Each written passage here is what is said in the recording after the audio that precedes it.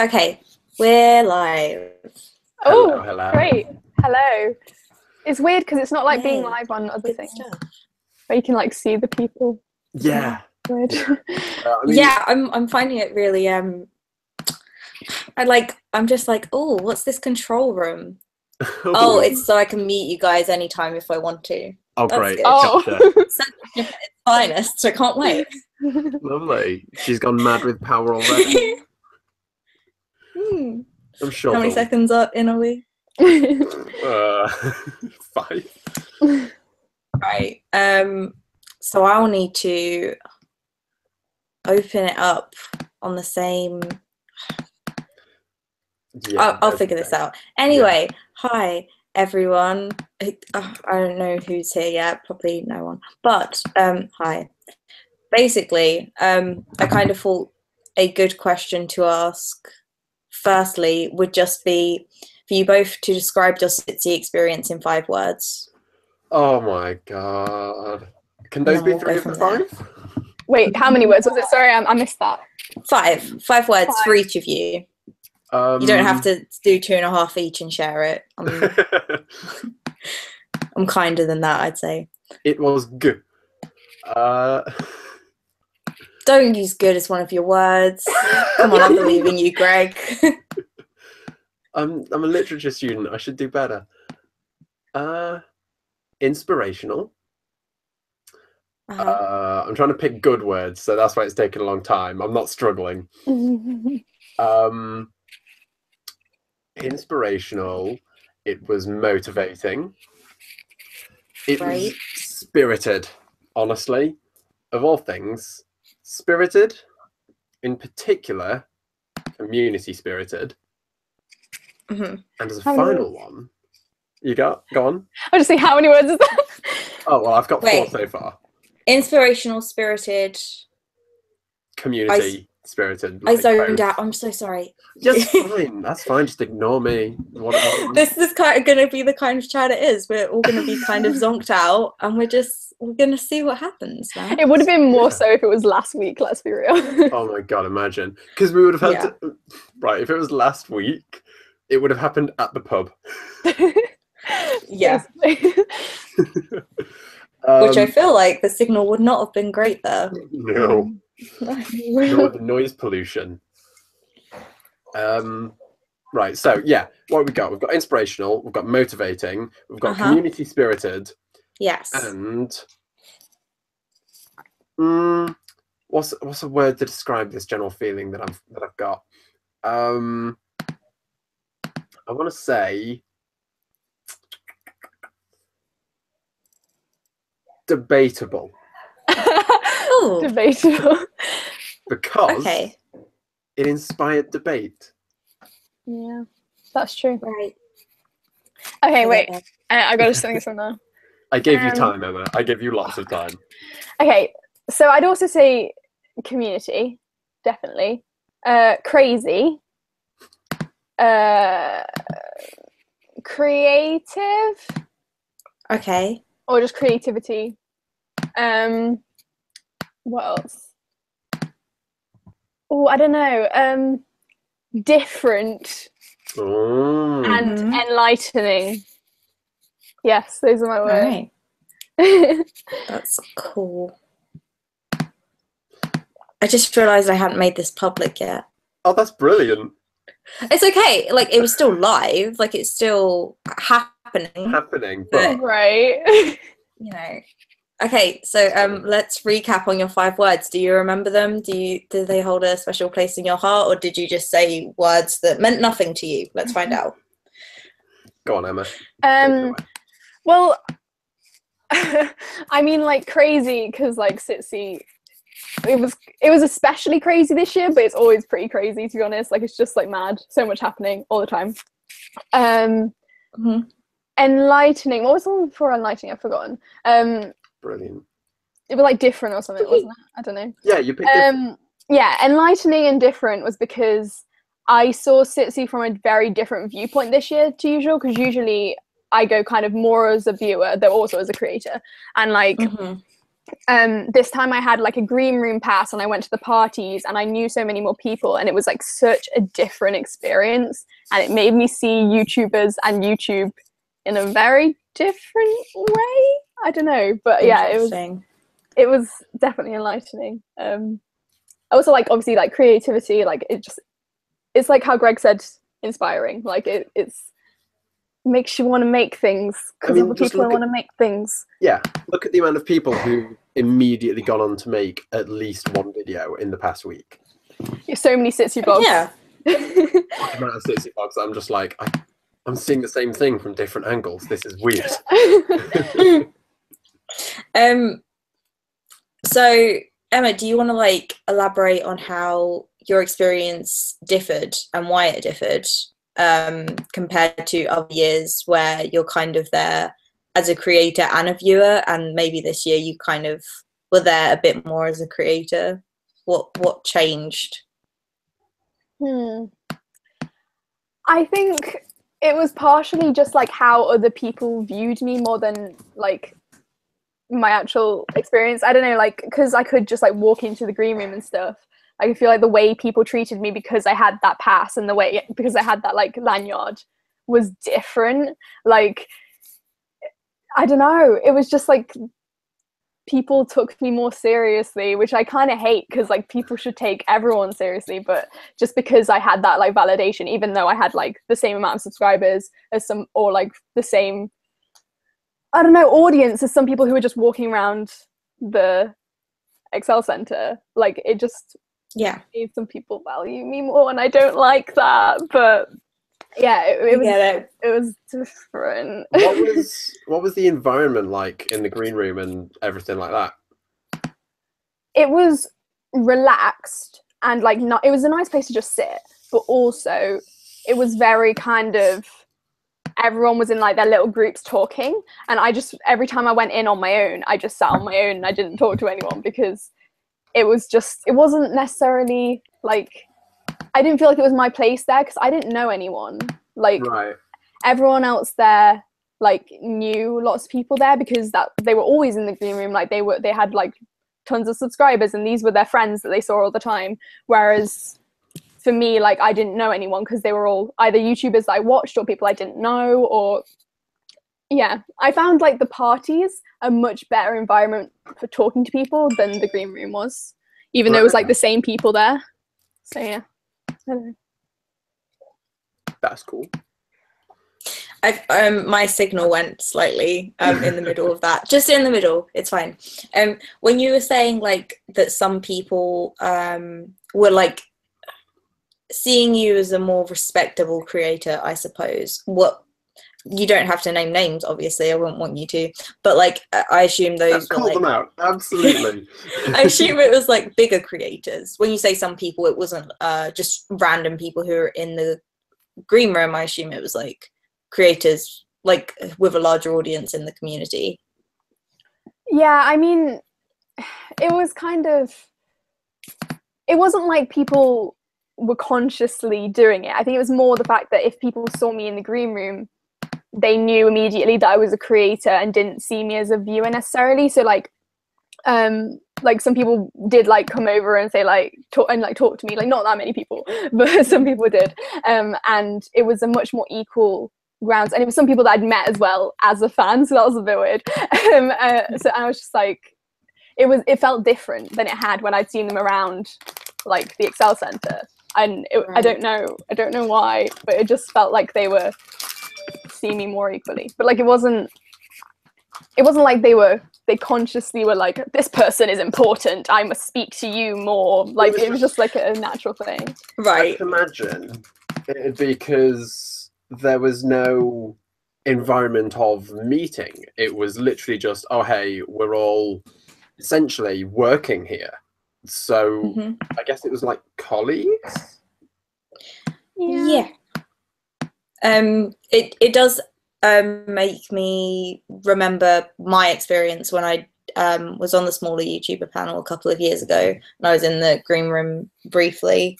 Yeah, I remember like that feeling of people, like it was a bit more respectable, and it was good because I wasn't necessarily being introduced or approaching these other creators with their impression of me being a fan, which I wouldn't want from anyone, because I'm a fan of like people's work, but not necessarily a fan of like particular people or like their work consistently. So I would rather like engage with them creator to creator. So it was good for me to have that. Greg, did you interact with anyone? Did I in terms speak of to like anyone at all? anyone? Were you just alone? I don't think I saw you at all. We weren't hanging out most of the time at all. No, I saw you from across the room, and I thought, oh, best not approach. Best not. Too many subscribers. It wouldn't really work out, you know. You know. Great time. So creators with larger audiences, creators that you hadn't met before, who may accidentally get the impression that you're a fan more than a fellow creator. So I actually have 2 stories with regards to that. It was definitely a different feeling from last year. This was my 2nd year, and the 1st year I went vaguely knowing a few people, and mostly just sort of as a viewer. But I certainly made an effort not to come across as a fan. There were a few people who, when I spoke to, I was very much like, oh, I really love your work and blah, blah, blah. But I tried never to come across as, you know, just like, oh my God, it's you. I can't believe it. Because, like, of course, it's them. They're people. Right. This year, I definitely knew a lot more people. And the people who I did know last year, I have grown to know a little bit more. And I also had the benefit of having my sister there, who had never been, didn't know a lot of people, just straight up didn't know like anyone I was introducing her to. So the sort of she knew one person that I introduced her to. So yeah. Oh my God. Okay. Right. Genuinely, Emma, well done on that. That was okay. So I'll get to that. But yeah, so over the past year, just through Twitter, I've started talking to people just on a more level playing field, and having that made it so much more comfortable in all regards, just to go around and feel like I was there socially rather than, oh, I'm going to go and get a photo with this person and such. And I just felt a lot more comfortable, honestly. And there's a lot of discussion about, oh, treat the creators as people, even though the environment really doesn't allow for that, like, at all. It doesn't.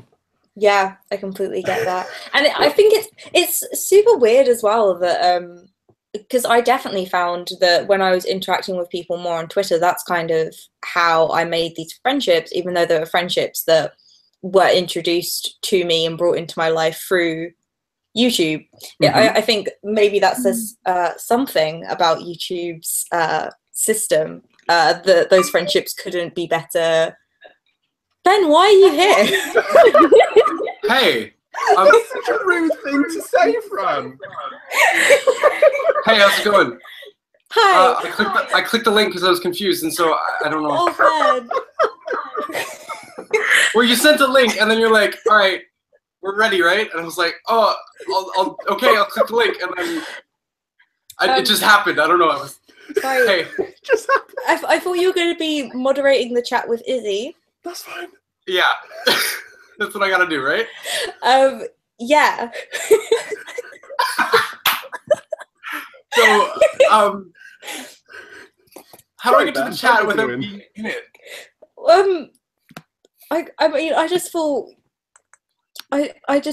thought you'd be like, I don't know. I kind of like added you guys. Izzy said, Ben, come join me in the chat, like the lower class heathens we are. I couldn't, like, because you added me as a moderator, and I got like his email, and I clicked the link, and it just showed me your channel, and it was just your channel. So I didn't. What's the chat group like? Because I can't see that on my screen. There's not a lot happening by the look of things. Where I've never used It's Google doing Hangout. okay. Okay, so basically, if you guys want to see the chat, and if you don't trust Izzy and Ben to tell us what's happening in the chat, I don't think I trust Ben to do it's anything. maybe understandable considering Ben's entrance into this video call. Hello. Hang on. So Um, I'm at group chat. Like, so I just opened this thing called group chat, and there's nothing there. what do you mean? There is stuff there. Okay, if you go onto if maybe Izzy would better explain it to you, but basically how I'm seeing the chat right now is because I've opened a new window and I've like paused the live stream on that so I can like see That's a the clever chats that are idea. happening. Izzy said click on the video and it'll have you registered as a moderator. Click on the video. And she also said just come and watch it like a normal person. Okay. I'm gonna figure out how that works. All right, I'll be right back. All right. Right. Yeah. It's when he said he'll be right back. I'm like, no, don't be right back. That's the whole thing. Ben, you sweet angel. Oh, Okay, where were we before we got You rudely were talking. interrupted? I was talking. Yes, I like that. I was talking. yeah. I think we touched on how Twitter was actually a better force for our friendships going to the next level than You want to use an example? anything else. Also, let's not talk about friendships going to the next level. What do you mean? I wouldn't have been able to make Ben exit the chat as harshly, like in the name of banter, if we hadn't started talking. Well, actually, we started talking more because of Creative Scatty, which was through Twitter. So let's Twitter. let's use that as an example. I wouldn't be here talking to the two of you if not for Twitter, if not for Creative Scatty. which is wild. Which I is think. so Were we not crazy. friends before Creative Scatty? No, Emma, I don't really know you, honestly. Yeah, I know I didn't know you, but I thought I knew Greg before that. You guys. That's a good question, actually. I 'Cause feel like we did. We met up after Not long Creative before. Scatty. Yeah. Because Well, that's when you were like, oh yeah, casually, I live in this area. And I was like, hold the phone. Yeah, but I didn't even know that you... Oh, yeah, that's true. That's true, it was Creative Scatty. You're right. Yeah. See, I'm right, I as just always. don't have a very good memory. Yeah, exactly. But thanks to Twitter, I've been able to talk to so many people, even before SiTC, which was like the most madcap, like, let's add everyone. Before, it was literally just, oh, hey, I watched this person's videos. And then through that, let's use you as an example, Fran. I don't know how about you, but because there was at one point in like 2015 where I was like, so small YouTube exists. Let's go on like a rabbit hole where I just went on one person's channel and they did a collab, and I went on their channel and like Oh, through beautiful. that. And I think I found you through that. And I just followed you on Twitter, started every now and again just like tweeting you, and all of a sudden, whoops, Creative Scatty's a thing, and here we are. It's magical. Yeah. It's absolute I think wizardry. it's super beautiful. Do you do something like as a response to Ben Cook, Fran? I feel like that's when I found your channel. Yes! There There was the Ben Cook drama. Sorry. I mentioned drama. him at one point, I think. Yeah. He had an opinion about not wanting to bring smaller YouTubers into becoming YouTube and into his series too, which a lot of us feel made sense, and he didn't understand why we felt that way, which kind of to me just seemed okay, understand the community, because it's not even the sense of just the community. People still, with like smaller audiences, they make these lifelong friendships. My boyfriend at the moment I met through YouTube. Like it still can change your life, even if it's on a smaller scale. Like it can help you get the career you want as well still. So it's very bizarre to like not feel as though that could be like just a good one-off episode, especially like the idea of like the creator divide as well. And as well as that, just like introducing people to a bunch of new creators. Just like, I don't understand why you're so against it.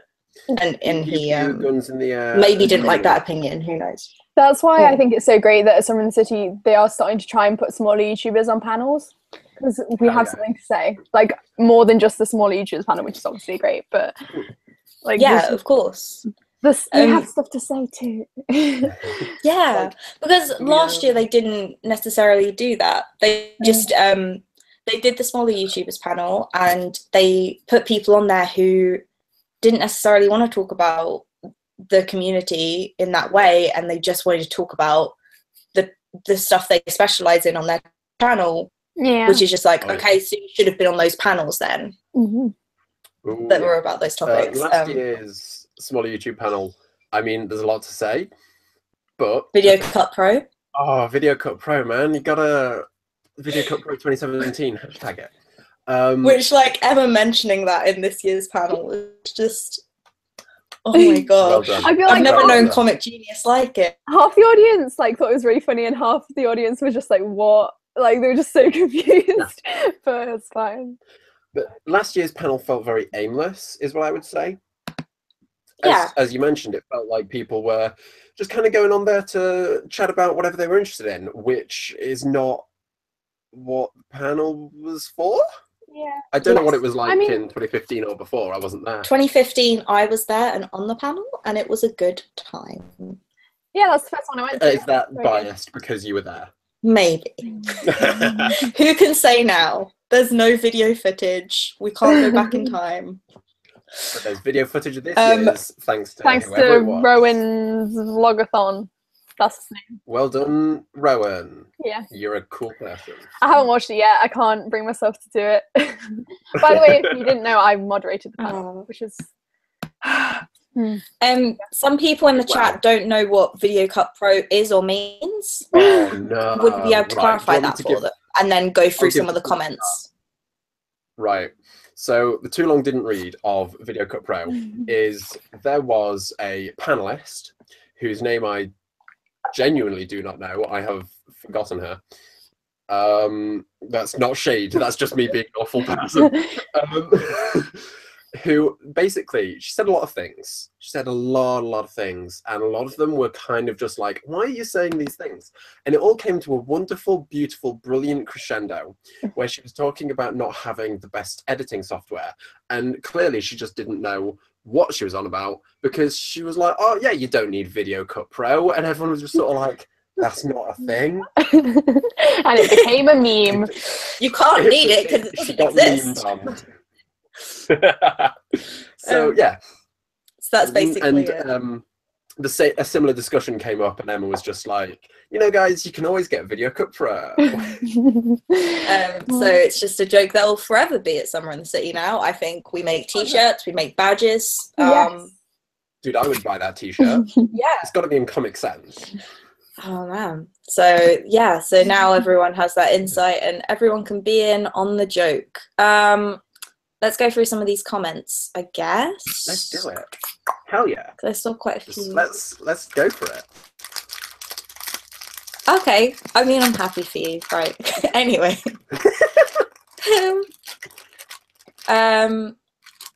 Zainab said, I definitely think Twitter works better, but it does make me wonder how many people interact with other creators as you become larger.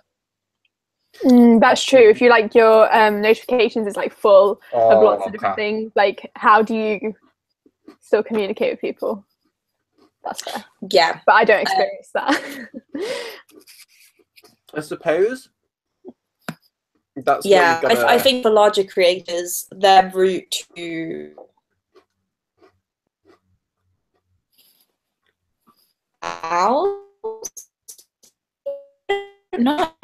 maybe you can watch their videos first and then you reach out.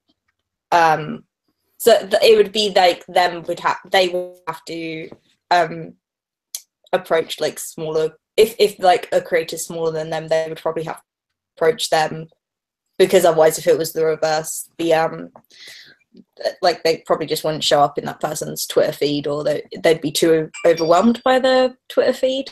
Also, I think like that makes sense. A lot of people who have bigger audiences, they tend to like live nearer to where the community happens, so like they can see people in real life and like make connections that way. But obviously that doesn't really work if you're a small YouTuber, because everyone's scattered everywhere kind of thing. All the way down in Cornwall, all the way. That's so much travel. I don't know how. She can. But yeah, with regards to Twitter, I suppose if you have Twitter notifications that are just flooded all the time with "Oh my god, I love you" on a picture of a tree, then you've just got to sort of come up with a game plan, because there's like multiple various versions of like TweetDeck and Hootsuite that you can use to filter things. So just I've never heard of those things ever. TweetDeck is like a really cool thing where you can schedule tweets. It's really useful.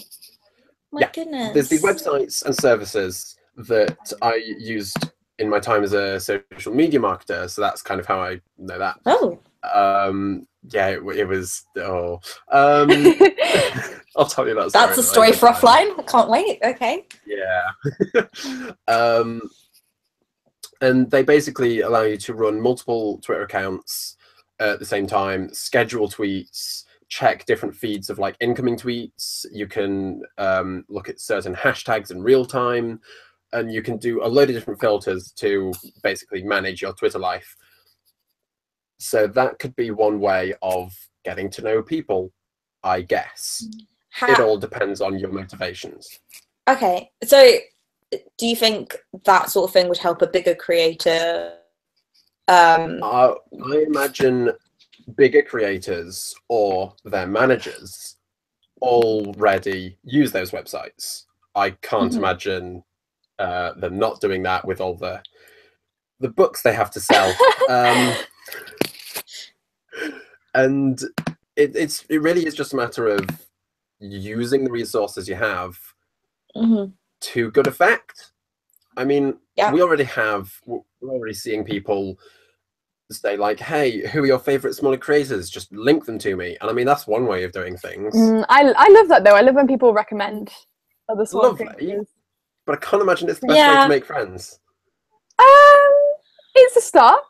It's a start. It's something, and we have so little other alternatives or options at the moment that it's nice that people are even testing that out. I think because it could be very easy for larger creators to just be like, nah, like what's the point, or just assume, which is kind of I think partially why I had this argument.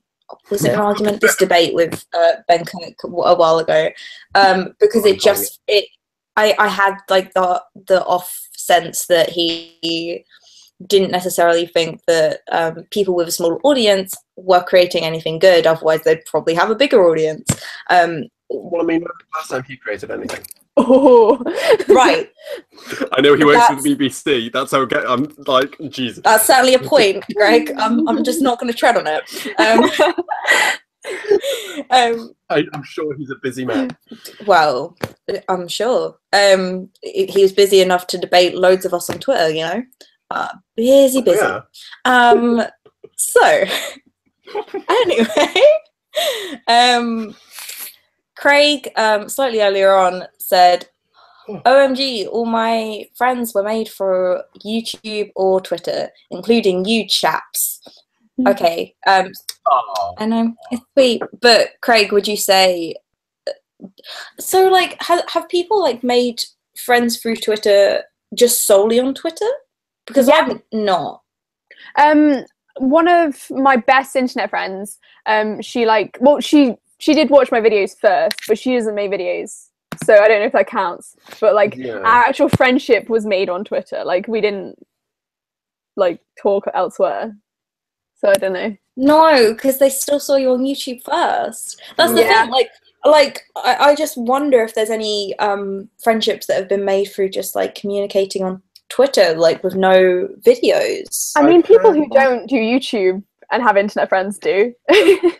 Yeah, it's kind I guess, but I kind of assume anyone who has internet friends is on YouTube, and I don't know why. My little brother, he has so many internet friends, and he doesn't do YouTube. So Wow. Yeah. Okay. Oh, bless him. There you go. Kind of difficult to say, especially considering my sort of, okay, no, I'm straight up lying here. Definitely I have, and it's incredible and it's great. I haven't met any of them yet. I've almost worked with them, and I'm still looking into that. So my Twitter experience is basically 3 different bits. This, you got us, which is lovely. You've got my friends from home, so education and all of that. And then you have comic book Twitter. And comic book Twitter is this incredible divided place where half of it is just people yelling angrily and half of it is people going, God, I love you guys. Oh. And the good bit, I mean, that does sound is, beautiful. So like your comic book Twitter, as you'd call it, like was that that?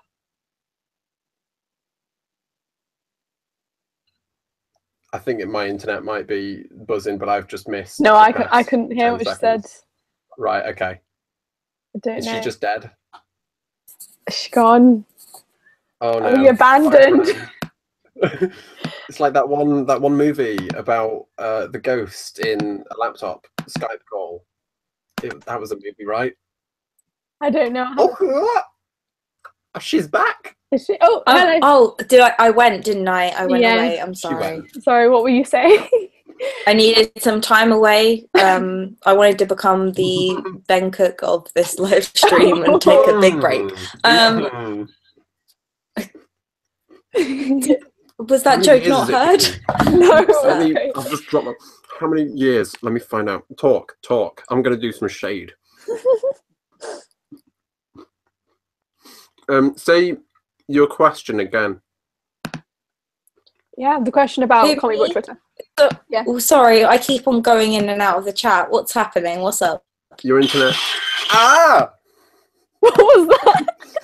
The opening of the Ben Cook video. Were those friendships solely made from you, from Twitter then? Twitter, yes, absolutely. Some of them have websites and blogs. Some of them might have YouTube. I haven't looked into it, but they were entirely made through Twitter. And because the majority of them live in America, I haven't had a chance to actually, meet any of them. But I would still consider them my friends. That's really sweet. Yeah, because I just wondered, like, because I don't think I've necessarily had that experience of just befriending someone through Twitter alone yet. Who knows? It could happen at some point. Other way around, of maintaining a friendship through Twitter. Oh.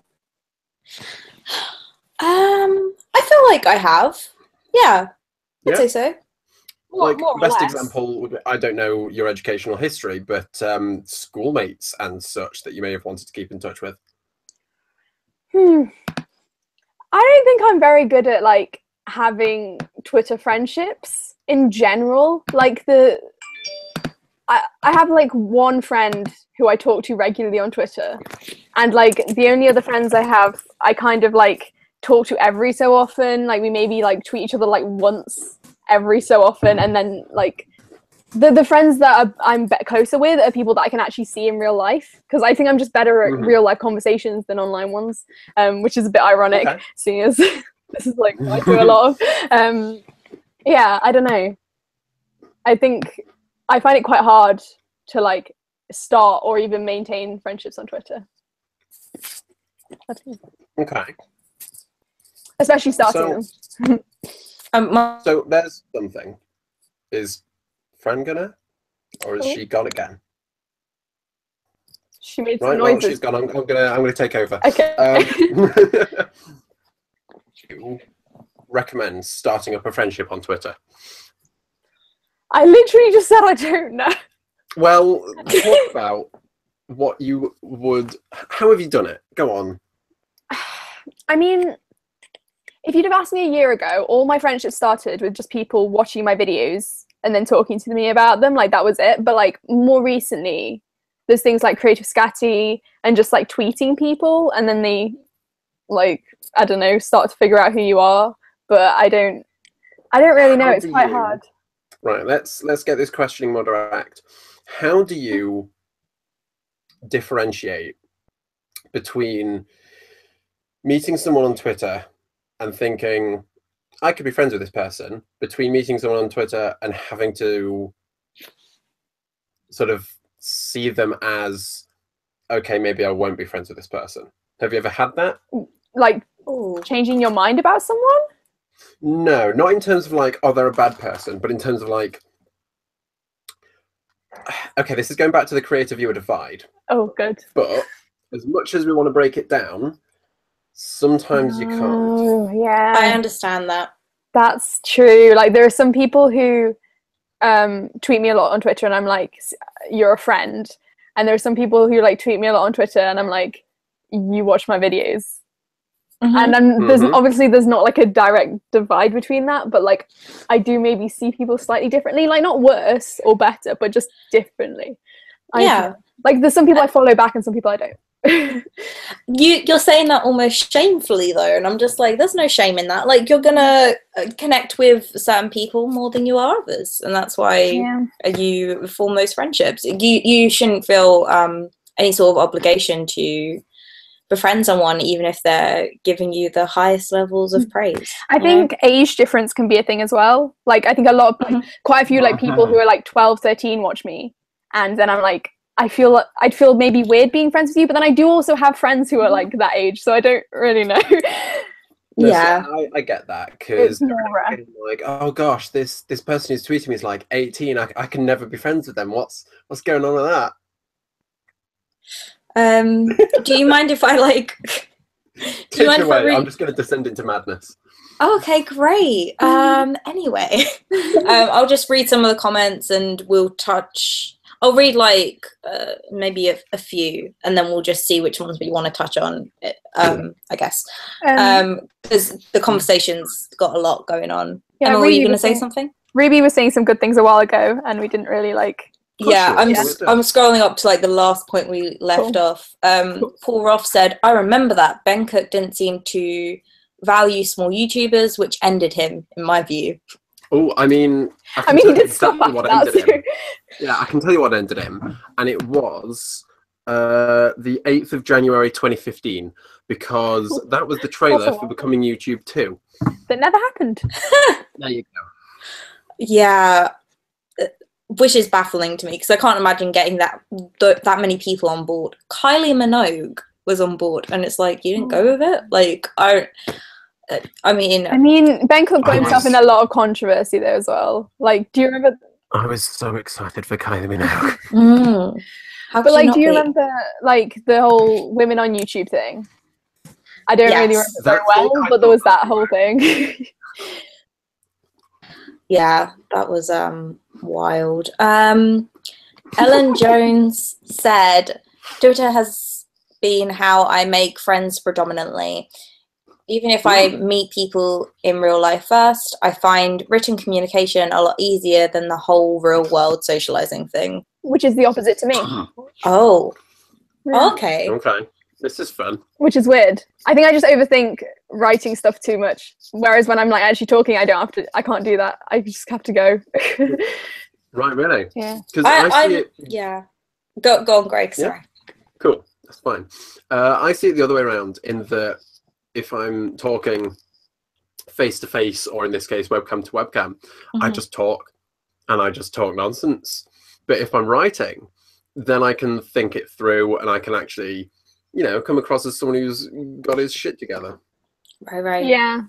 I mean, I see, I overthink that. I overthink, like, trying to come across well, and then it just doesn't happen. Just don't talk. So yeah. Well, yeah, that's what happens in real life. Like, I'll just occasionally freeze up or just not really know what to say, because I'm like, I don't know how to talk. Like, YouTube is easier in that sense, and I can pretend that I'm a lot more articulate than I actually am. Like, I think I did like the ramble about YouTube video, and when Jack Howard, like, because it was like a response to his. So when he responded to it, I think he said something like, "You're more confident than I'd ever be." And I'm like, no, I'm not Jack Howard, who has like, I'm just like, no, what are you talking about? Through like one video that's been edited, like, come on, man, like, obviously not, like, no, yeah, but I feel good that we graffitied his face now. I feel like that was a. Yeah, I feel like people can get like the wrong idea about what you're actually like in real life from like YouTube videos, though, because like I feel like. I don't know, I come across maybe differently in my videos to real life. I don't know. But I don't think terribly, but I didn't spend a lot of time with you at SiTC, but I couldn't see any difference. I think maybe it used to be more, and I've kind of like merged with my YouTube self more. I would agree with that. Yeah. Yeah. I would say that. But I'm probably more articulate on YouTube. To be fair. I think we all must be. Yeah. If we were more inarticulate on YouTube, maybe there'd be like a problem there with our editing or something. Yeah.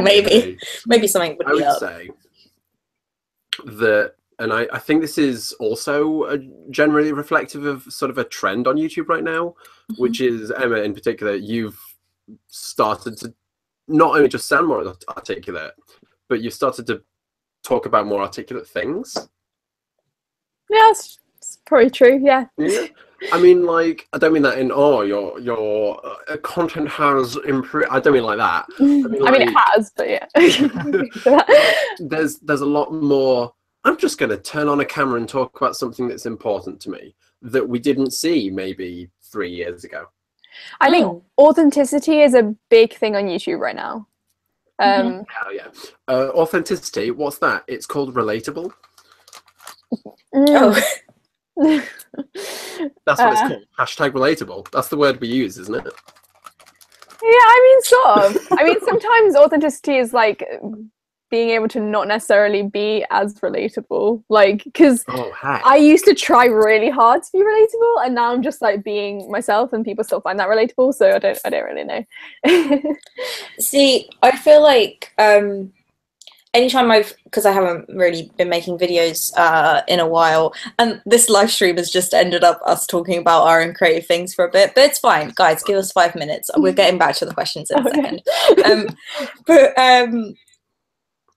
Because basically I feel like myself being authentic and true to myself is more of a performer, but then it's like that would probably come across as some sort of facade on YouTube, even though that's me being like truer to how I'd want to be. So that's something that it's going to be interesting to see how people react if I do want to perform more in my videos or make them more of a like piece of work rather than like a vlog sometimes. Yeah. So that's kind of related to, I don't know whether it's still that ongoing, but the discussion of crying in videos. Tom Ridgewell did a response to Bobby Burns in a response to Anthony Padilla. Yeah. Where Anthony like just cried, and Bobby was like, "That's not real," and Tom was like, "Yeah, but if it was real, people would say it's not real." And I suppose that applies not to just being sad and emotion, whatever, but also to just being you. Yeah. Yeah, that whole discussion was really interesting. I really enjoyed that. Because there's validity on both sides, and it's like the tears, I think the tears were real, but like the build up of that moment was something that Anthony, was it, would have to like maybe like build up slightly before sitting in front of the camera. Like he'd have to get himself in the mood for it. Like he couldn't have like watched something happy and then been like, oh, I'm gonna cry now. Like he would have had to like wallow in it for a while. Yeah. Like and it still would have been real feelings, but it's like he had to make an active effort to get to those feelings, which is why maybe it didn't seem as natural, or why the discussion is about like if that stuff's sincere. I mean, authenticity is a difficult thing to have on YouTube because like YouTube is such an artificial thing. Like, you're setting up a camera and like a microphone and stuff before doing it. Like, sometimes it's scripted. Like, that is not an authentic thing to do.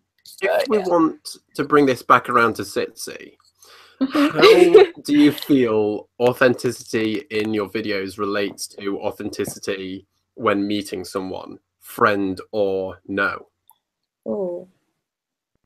What do you mean? As in, I don't know.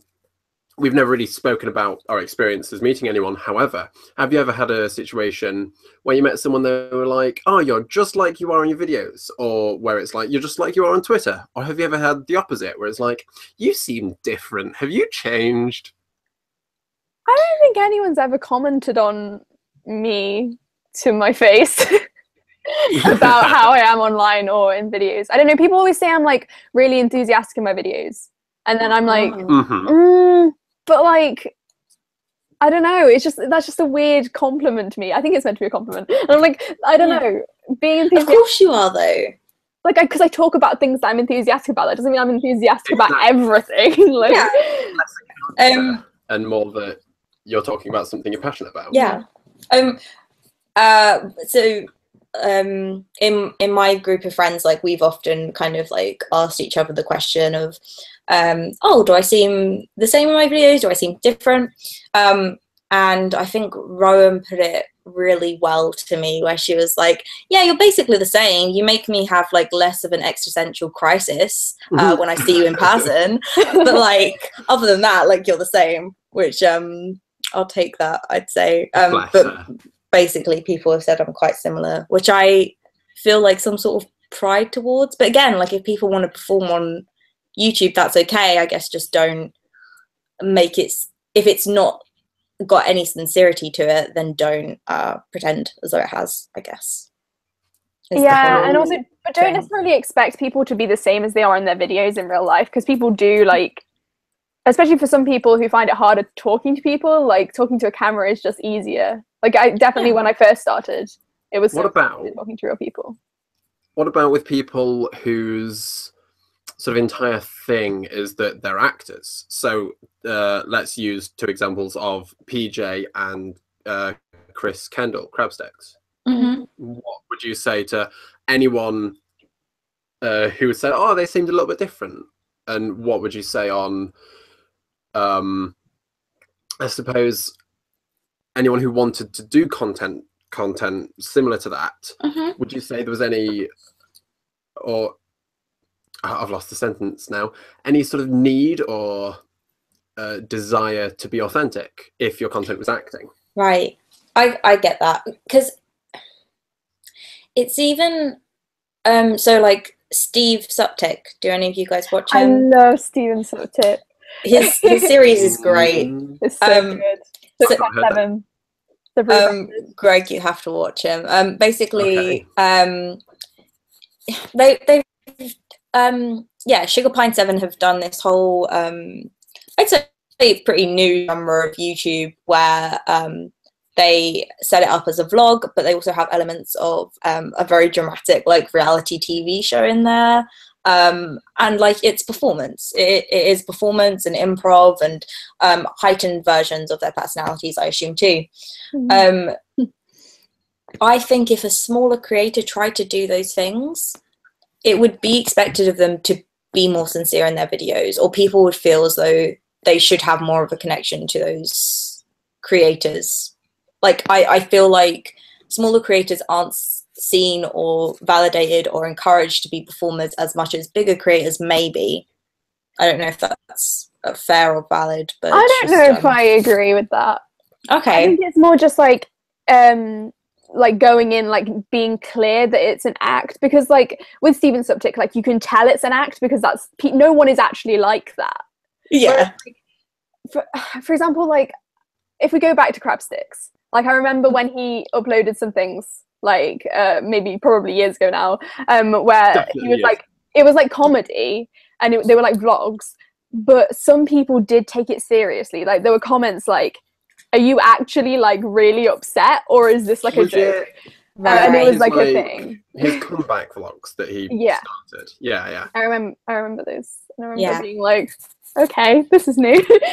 But Like he did something with yoga or like meditation or whatever, and I'm like, what's this? I mean, it's entertaining, but yeah, he sort of, it was right. Let's get into this. It was postmodern because he was presenting himself as just your average vlogger, but it clearly wasn't.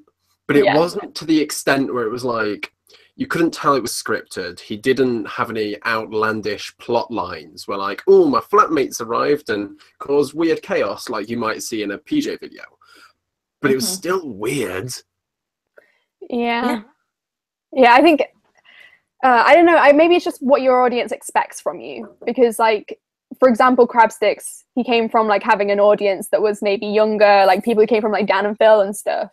Whereas like, so they didn't, like when he came back with like completely different stuff that was way like kind of like dark comedy and really like surprising, I think maybe that kind of threw people off a bit. Whereas if that's kind of all you've done, or maybe you've done it consistently for a while, then people kind of get used to it and it's not like so much of an issue. I don't know.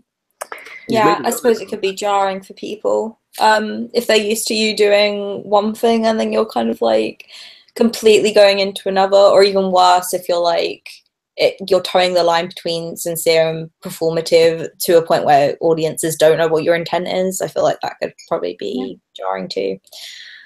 Have you seen, as a tiny side note, have you seen what he's done the past few days?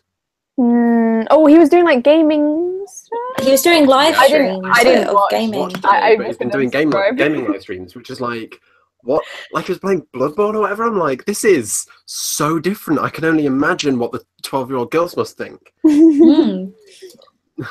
Not like as a negative against that, but it's just not the demographic.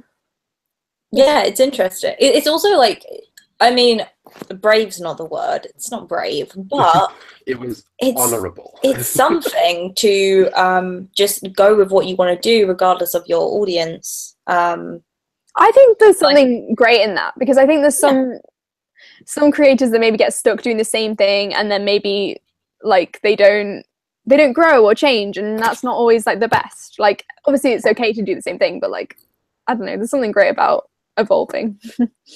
Absolutely. Like I think it's unfortunate because with some creators, I would say they get boosted maybe too soon in their like creative lifestyle, or like their public creative lifestyle, I should say. They get like boosted and supported so much in that, to the point where they just have a load of like yes people around them. So then it just stops them from growing, and all that potential just like withers away, which I think is quite sad when that happens. Shall we go back to the chat, because I feel like we've been ignoring it for a while? Yes, that was exactly what I was going to say. Right, Spoo Talks. People want to talk about Ben Cook, man. What can I say? I remember multiple incarnations of that discussion with him just gave up on him at some point, which we all did, man. We all did. I go away for 2 seconds and we talk about giving up on someone. Oh, just Ben Cook. Oh, of course, yeah. Paul Ross said Twitter has this thing where you can decide only to get notifications from people you follow, so a large creator can use that, and then the onus is on them to follow others to create connections. Yeah, I can't imagine they'd have as much time to do that. But if they wanted to, they could, you know. Yeah. I think that's why it's harder to make connections between bigger YouTubers and smaller YouTubers, because it's just harder to find them. Yeah, it definitely is. I suppose then we're talking about, oh god, we're getting into topics and discourse. Is it sort of, because I mean it's a very easy thing to suggest, which would be, say, at the end of every vlog, just shout out a tiny little person, because that's just, it doesn't distract. Like it would be like a spawn message. You could just say it at the end. But then it becomes an extra part of the job to find people, to get to know them, to figure out if they're worth sharing. And I mean that in like a personality kind of way. You've got to like vet them to make sure they're not secretly evil. And then it becomes like, should you do that? Is there some sort of an imperative?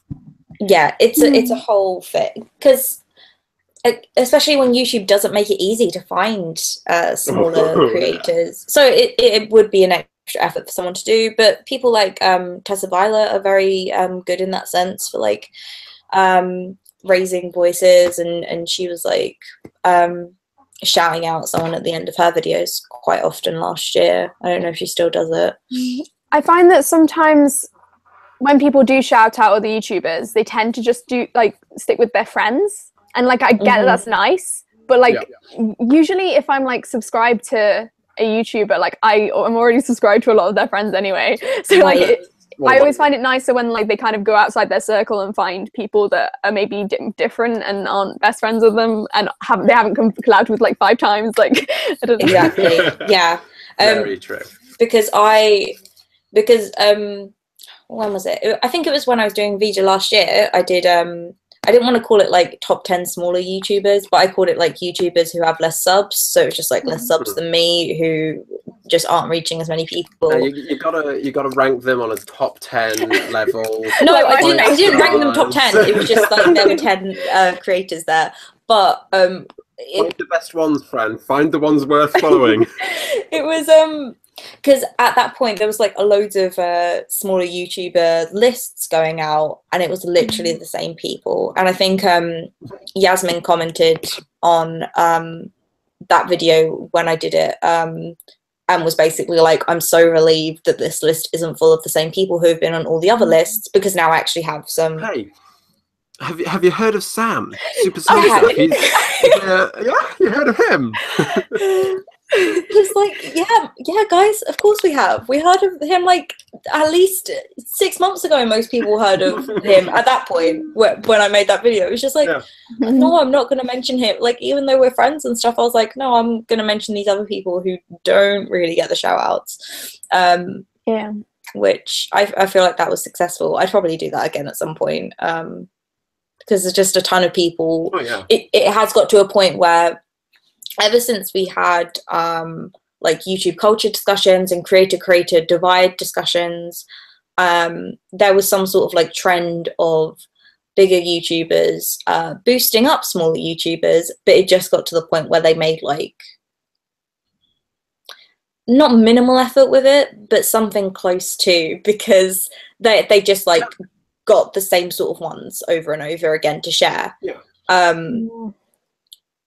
So yeah, that was the problem with that. And now, because it's not like a trending topic or anything that any of the big YouTubers want to discuss, like it's just not there now at all, I would say. I feel like there's kind of waves of like smaller YouTuber support. Like there was that time, and then there was a little but loved hashtag, and like we're kind of in another lull here. We need to like bring it back. Yes. Yeah. Actually, the reason why I'm so much of a cheerleader, which is genuine, I want to see people succeed, man. So every time anyone does anything where I'm like, oh, you know, that was good, no matter what it was, no matter if it was related to my interests or anything, I'm always just like, just check this person out. Just go and have fun. Maybe you'll like it. And I recognize that maybe my voice isn't the most like amplifying, but it's something. And also I struggle to toe the line between these 3 points of just supporting them, name dropping them, and then obsessing over them. And it's really difficult to do, but I think I manage it. I would say so.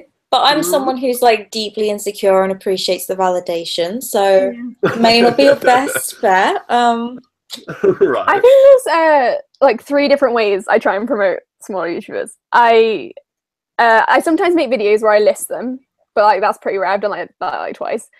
Sometimes I like do sort of response videos, or like I'll do like a video about something and then I'll mention like that another YouTuber has made a video about the same thing, or like something like that. Or I'll just like retweet their videos on Twitter. Like I do a lot of that. I'm just like, look at this is good. So I think I do more on Twitter than I do like on YouTube and stuff. So. There are so many comments. I think we should let's do some comments. Can we go back to what Ruby was talking about the creator divide, because it was really interesting. Yes, a long time ago. That was literally the comment I was gonna read next. Also, my friend Hannah just texted me going, "Your Kermit mug is making me laugh." So like, comedy all the way, right? Where's Ruby's comment? I literally just saw it. Okay. One comment she said was, like, it's bizarre when you approach another creator as a creator and they assume that you're there as a viewer, so sort of talk down to you, and there's so much division within smaller YouTube, which I understand as well. This is a topic. Yeah, I don't get into it. I don't think I've had that much experience with like creators talking down to me. I think it's more that I just don't want to approach creators. Like I just don't talk to people because I don't want that situation. I'd rather just like not. So I just like either wait for people to come to me or just like avoid. Yeah.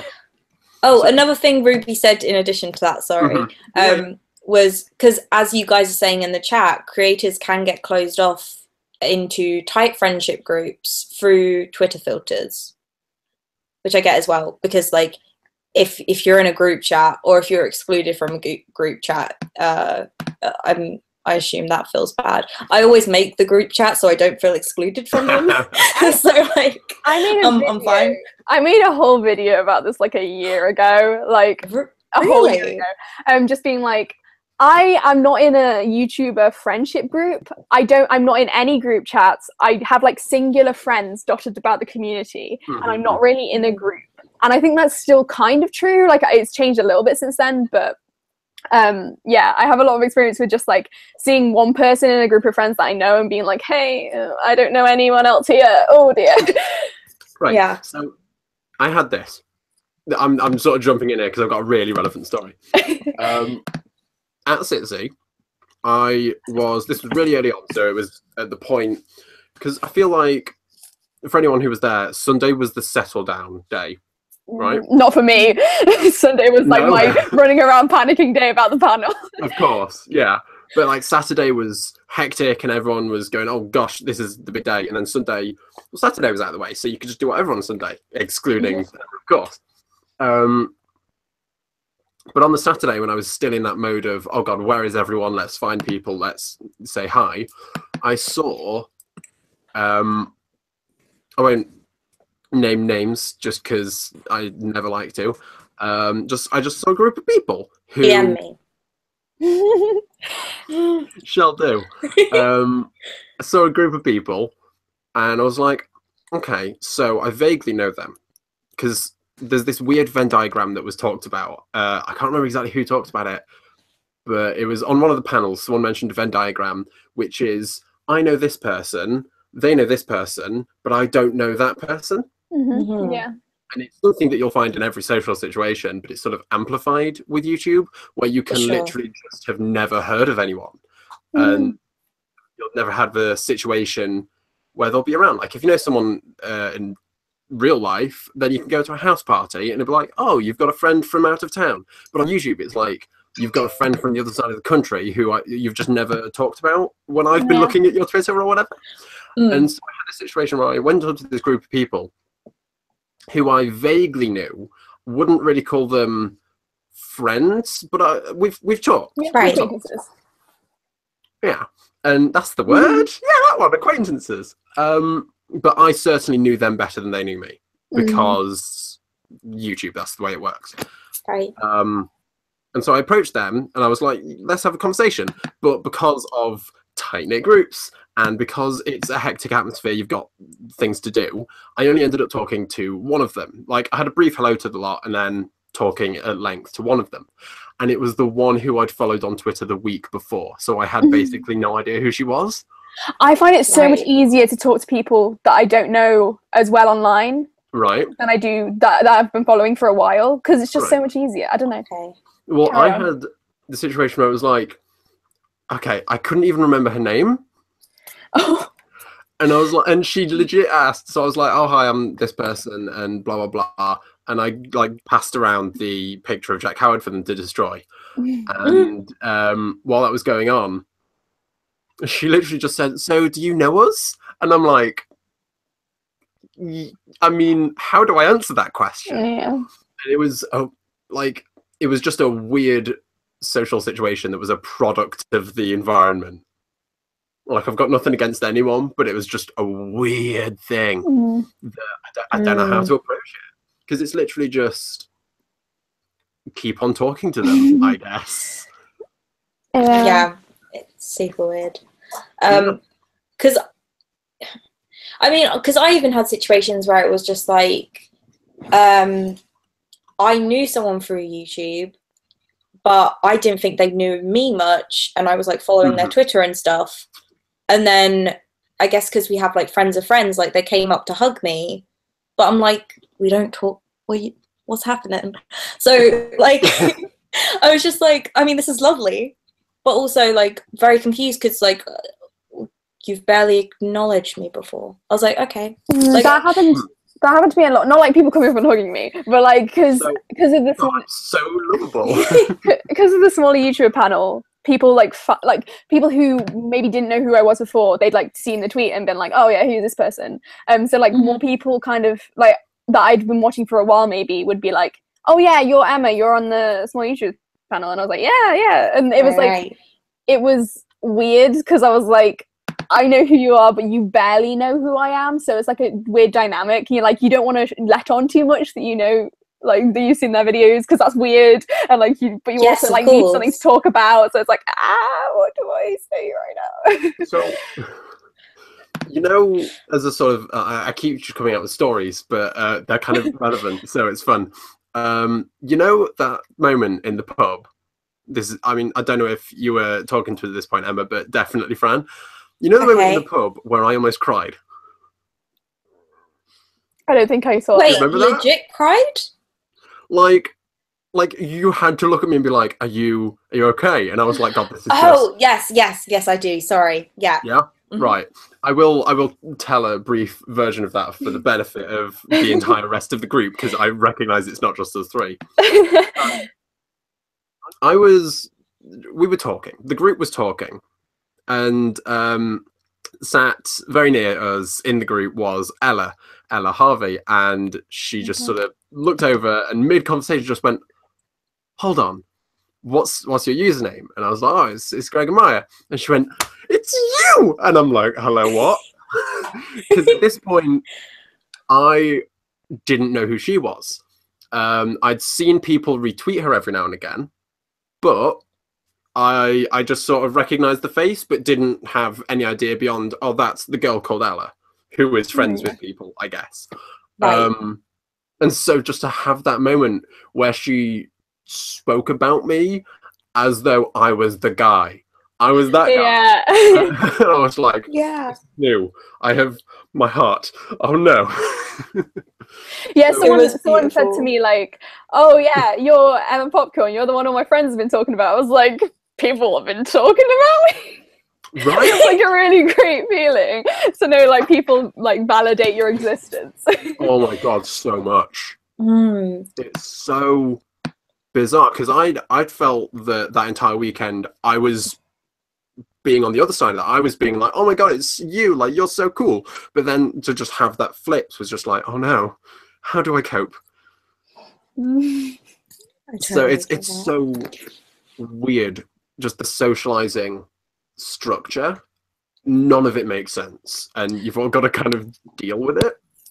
Yeah, it's like there's a mix of when it's like creators interacting with other creators, it's either we're all super complimentary to each other to the point where it could be awkward, but we are just being very sincere and passionate for other people's work, or it's just awkward because it's awkward and there's silence. It's like it's basically like, it seems, I mean, sometimes it's like friendly and peaceful and stuff, of course, but it seems like there are those two sides of awkwardness that can come into play through a lot of the interactions at these sort of conventions, which like it's not too bad because one's just like an awkwardness that you feel with most people anyway, which may just be I don't know, because when it comes to creators with like a larger audience, I'll usually like avoid them, honestly, like even if they know of me. So even last year at SiTC, someone introduced me to Ben and got us to like interact a little bit. Ben is in, and I was like, I don't want this. And that was like after the argument, which I think he forgot about. Okay. I say in quotations. That makes it so much better. So yeah, like someone introduced us going, you two must have a lot of stuff to talk about. And I was like, no. That person, like, I don't. That who? What were they thinking? To be honest, though, I adore that person, but I was just like, what? Oh no, this is not what I want.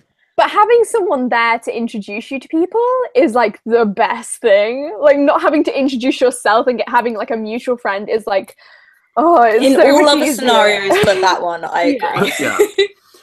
At this past one, this was very early on, so I was just wandering around and ended up in the open mic area. And I saw someone who I knew, and so I went over and sat next to them, sorry. And after saying hi and whatever for the first time, they were like, "Oh, this is my friend who's here with me," and I was like, "Oh, I know who they are," but I didn't recognize them. So thank you for introducing us. Otherwise, that could have been a little awkward. Like halfway through the conversation, it would have clicked, and I would have gone, "Oh, yeah." But yeah, having someone to introduce, or the benefit that I had was having my sister around, so I could introduce her, and it just got ice broken immediately. I've just got to go a moment. I will be back in like 2 minutes. Okay, sorry. Have a good time. That's cool. We'll look at comments while you do that. She's already gone. Who cares? It's fine. I'll get another snack. Wait, no, you can't go too. No, I've got my here. Oh, well, that's fine. You said you were going to go and get another snack. That was the confusing word that you used. Well, I did. I went 2 inches to my right to pick up a snack from my snack pile. Honestly, this tediousness will not stand in this chat. No, we are sat down. Anyway. A lot of people actually said that they got friendships from Twitter as well, which let's talk about that.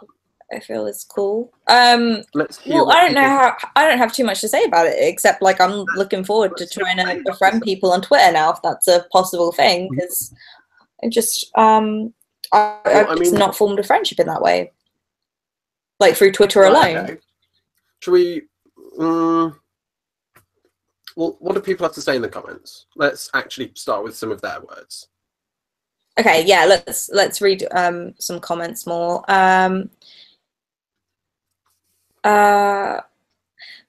Craig was sweet because he was like, I try and convert everyone into a real life friend, and then he said, take them off of the internet and into my arms. So I was just like, well, that's cute, I guess. That's adorable, but also it sounds like you're kidnapping them. Please don't do that. Yeah. I'm just like, that's way too passionate. But also he shared this live stream on Twitter, so like let's just compliment him for, yes. Like, yeah. God, Craig, you're so lovely. Can't get enough of you. Honestly, there you go. Just send me your selfies. That's and exactly I will what we need. Scream about them. Fran knows all about that. Yeah. I about really do. My ears are aware. That's a sentence. What was that? My ears are aware. I'm tweeting that out. Oh my god. Keep talking, otherwise I'm gonna. Sorry, no, I'm just scrolling, man. Kieran said. Oh, she's back. Oh, we can't. Look, we can't trash talk Emma now. No, we still can. That's the level of friendship we have. We can Okay. totally trash talk her if we want Okay, to. fair. Have you talking seen her about? hair? God, look, it's like, right, okay, so you know So that Carrie Hope curly, Fletcher? great. I'm gonna be sick. Ugh. I mean, cut her hair short, like, right after Carrie did, honestly, come on, what's going on there? Oh, Actually, I cut my hair short before Carrie did, so. Oh, oh, is that some? she thinks Carrie's copying her all the time when she probably only is some Honestly, of the time. It's ridiculous. like going on stage and doing theatre? That's such an Emma thing to do. The theatre thinks Carrie as well. She's a fraud. Emma's a fraud through and through. Hashtag Carrie is a fraud. Oh, yeah, no, Carrie now. is. Sorry. Anyway, let's go back to the comments because we've really neglected them. Jeez. Okay.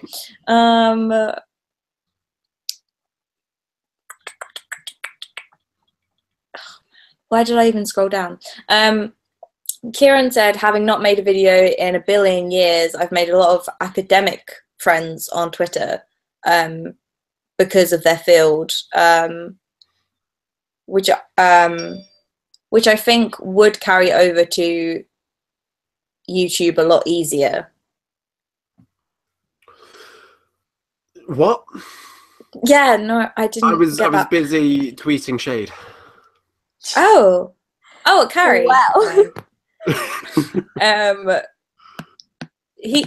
Kieran said, having not made a video in a billion years, I've made a lot of academic friends on Twitter, which I think would carry over to YouTube a lot easier. So like the opposite way around, rather than from getting friends from YouTube and then talking to them on Twitter. Yeah, basically. Talk more in depth about that, and then we can have some proper chats. Yeah, Kieran, if you're still here, because you said that a while ago, bud, and we let you down. Anyway, with the worst, absolute worst. Zainab and Izzy were saying in the chat about how friendships can be formed on Twitter, but they are a lot slower to form because it can take hours or days between replies. So it could be hard to be more casual. I think unless you're in a group chat, that's definitely okay. Go for it. Not myself, but Helenina, Hell. She recently tweeted out that she loves Twitter friendships because they're so fast. And I believe her exact phrasing was, "Yeah, sure, I've known you 3 days, but we ride or die now, bitch." So, Wow. she thinks clearly the opposite, and I would say similar. There's definitely a weird disconnect in that maybe you want as close, but it's certainly more passionate. So I'll go on to describe that. So I have friends who I've known for many, many years through school, who I would say, yeah, I'll see them in the street, say hi, go to parties with them, whatever. But I could have a conversation of maybe like 5 minutes. Whereas someone on the internet who I've known for a day, I wouldn't say, oh yeah, I'm going to just go to their birthday. Yeah. But we can talk for hours. For example, when we first met, we spent about 7 hours talking. It was crazy. Oh wow. Yeah. That's amazing. We met like, well, maybe not. It was like 5 hours. We like met like 2, and then like 7 o'clock. Oh, we're downgrading now. We gotta go. Yeah. It was such a good day. We were just sort of sat on the sofa of a shopping centre. Sentence. But we were just chatting about here, that, and everything, and then we looked at our phones and we're like, oh, we have homes to go. Man, these connections are beautiful. I live for YouTube friendships. I really do. It's all on you, Fran. You're the, what's the word for like a friendship cupid? The must be a Does word. anyone have a word for friendship Cupid? Ben wants to join the chat, by the way. He was like, Let him. Let Yeah. him. yeah, I think it will be like to voice 'Cause the we're not- comments. And we're not about- just talking about SiTC, so like I feel like Yeah. we could have something to say. I've done a lot of SiTC Yeah. chat. But also I still feel terrible though for like all the comments we've left out. So I hope he's gonna they'll keep still, on top of I don't know, those take still. screenshots of them and we can talk on Twitter about them. That's I mean, true. we could still talk about them now. The night is young, you know. Yeah. Well, true, but like if You're we giving do up on it ever- already. I don't like that. Fran, I have sleep to get. No, but genuinely, if we ever do run out of time for anything, make sure we don't lose anything. Yeah. That can apply to any live stream ever. This is kind of going. Sorry, did you have something? I'm going back to the SiTC topic. Oh, hello, Ben. No, I have a word for YouTube Cupid. Was it Friendship Cupid? Oh, hello. Is this why you wanted to join? Cool. Yeah. Friendship Cupid. Oh, That's the word. friendship Cupid. That's not That's very the word. creative. I was hoping there was like a Oh, whole new word for it. 1, 2, 3. Friendship Cupid. It's only 4 syllables. It's good. It's Okay, very sure. term. Can we just make it one syllable and call it Fran? Oh, That's fair. that was sweet but embarrassing for you, Greg. Yeah. I mean, that's my new Twitter bio right there. Right.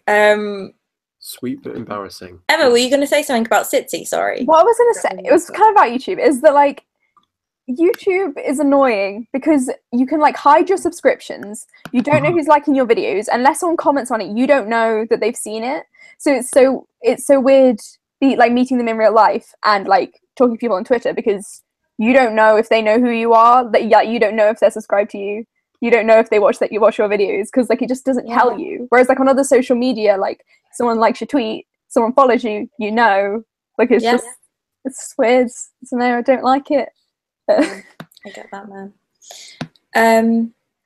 Ben, are you going to help us with the comments, like where we left up to? I just found one from Hannah Apple, where she says, "I definitely think I'm more articulate in my videos because I can rethink sentences and cut all my ums and ers. I'm much slower in real life. I think people are naturally more performative." Yes. Online. Oh, sorry. There's a second part of this comment. Oh my god. Performative online and in videos, especially because there isn't a real person in front of you reacting in real time. So you are trying to get a point across more enthusiastically, I guess. Yeah. I completely agree with. And I think that's part of because you guys keep talking about the creator-viewer divide, and I think that there is part of that you just can't ever really break. Anyways, you guys discuss. Cool. To start off, I have like a really short piece of advice for anyone who's ever in a social situation where they're saying and ah a lot, which is if you find yourself going and ah, don't speak. leave it silent. Just pause. Yeah. It may come across as like, oh, I'm saying like, I'm doing it right now, but it may come across that you aren't able to come up with a sentence.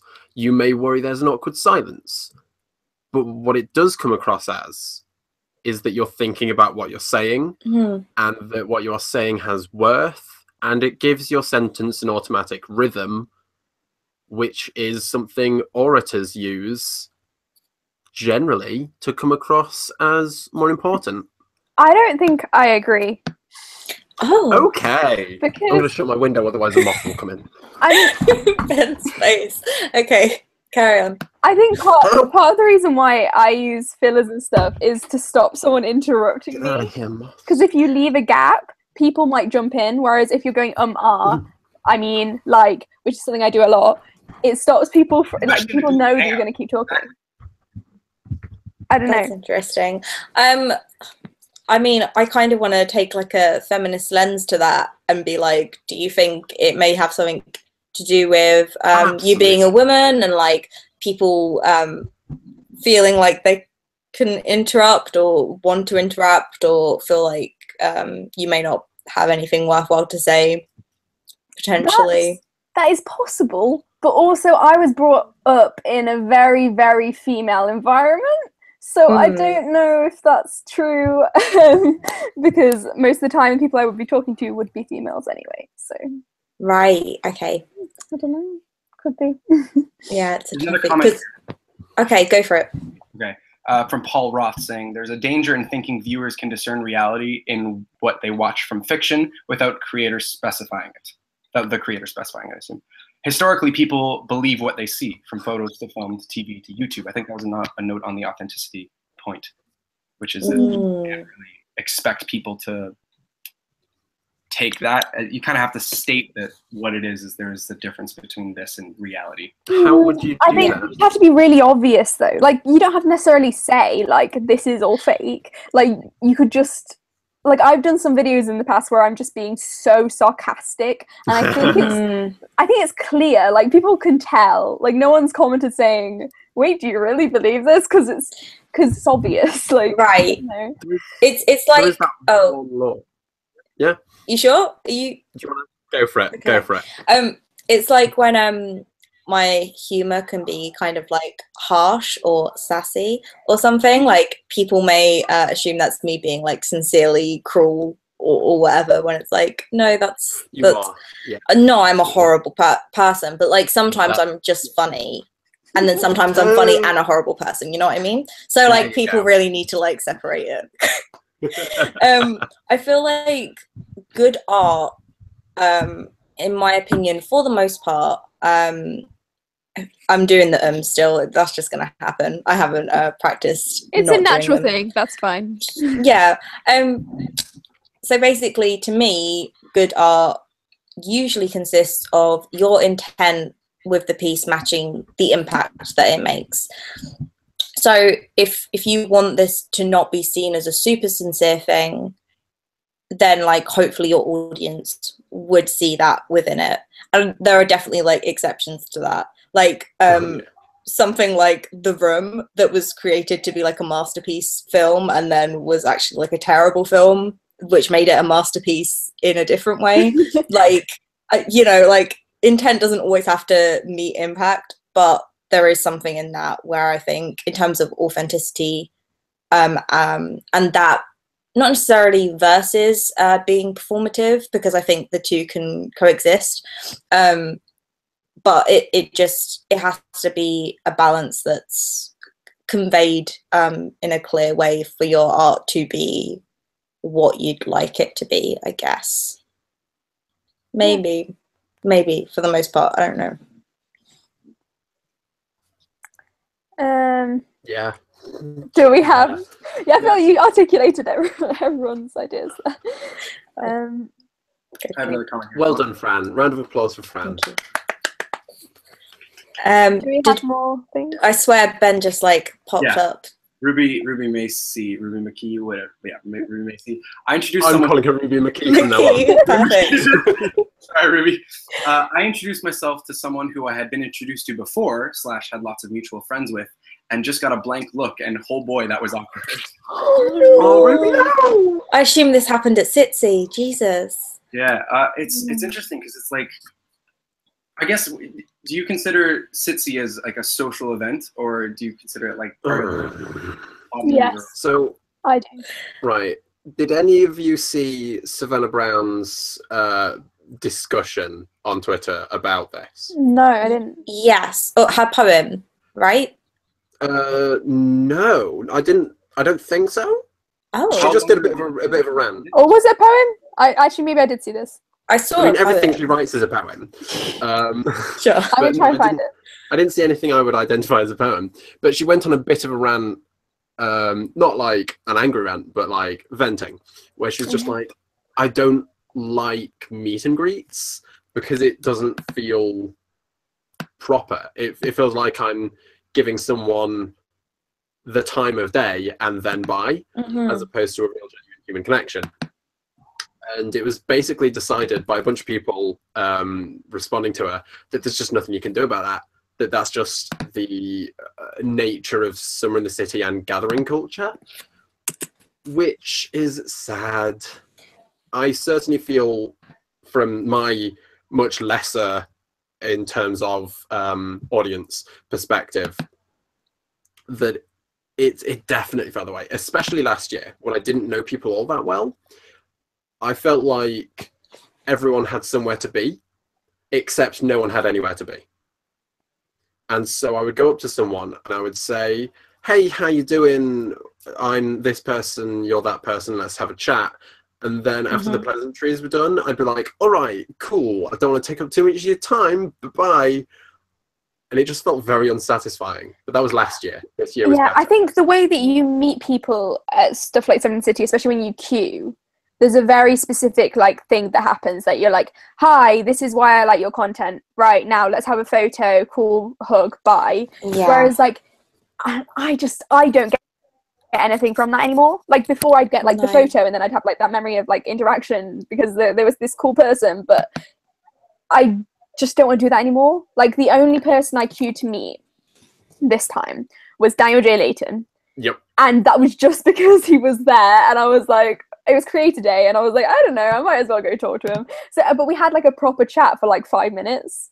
So it wasn't like, it was different to my normal like queuing to meet people experiences. Yeah. But it still had that kind of vibe of like, I'm here to meet you and like, I don't know. So I had 2 queue to meet people experiences this year. One of them, they ran into each other. One of them was Dan and then one of them was PJ. And the one for Dan was because it was just after baking with Leighton, and the group that I was with, we didn't. Okay, so the whole long story, but basically, Libby Tiddley, Libby Lumos had an Actimel, and because of reasons, she graffitied on it so that it said Danon J. Leighton Actor Mel. Oh. And we would, yeah. And as he was doing his baking show, we were just to the side of the stage. So we were like, should we just go up and put the Actimel on the stage for them to discover? And we decided against it. But then we went up to him at his little market stall and presented it to him.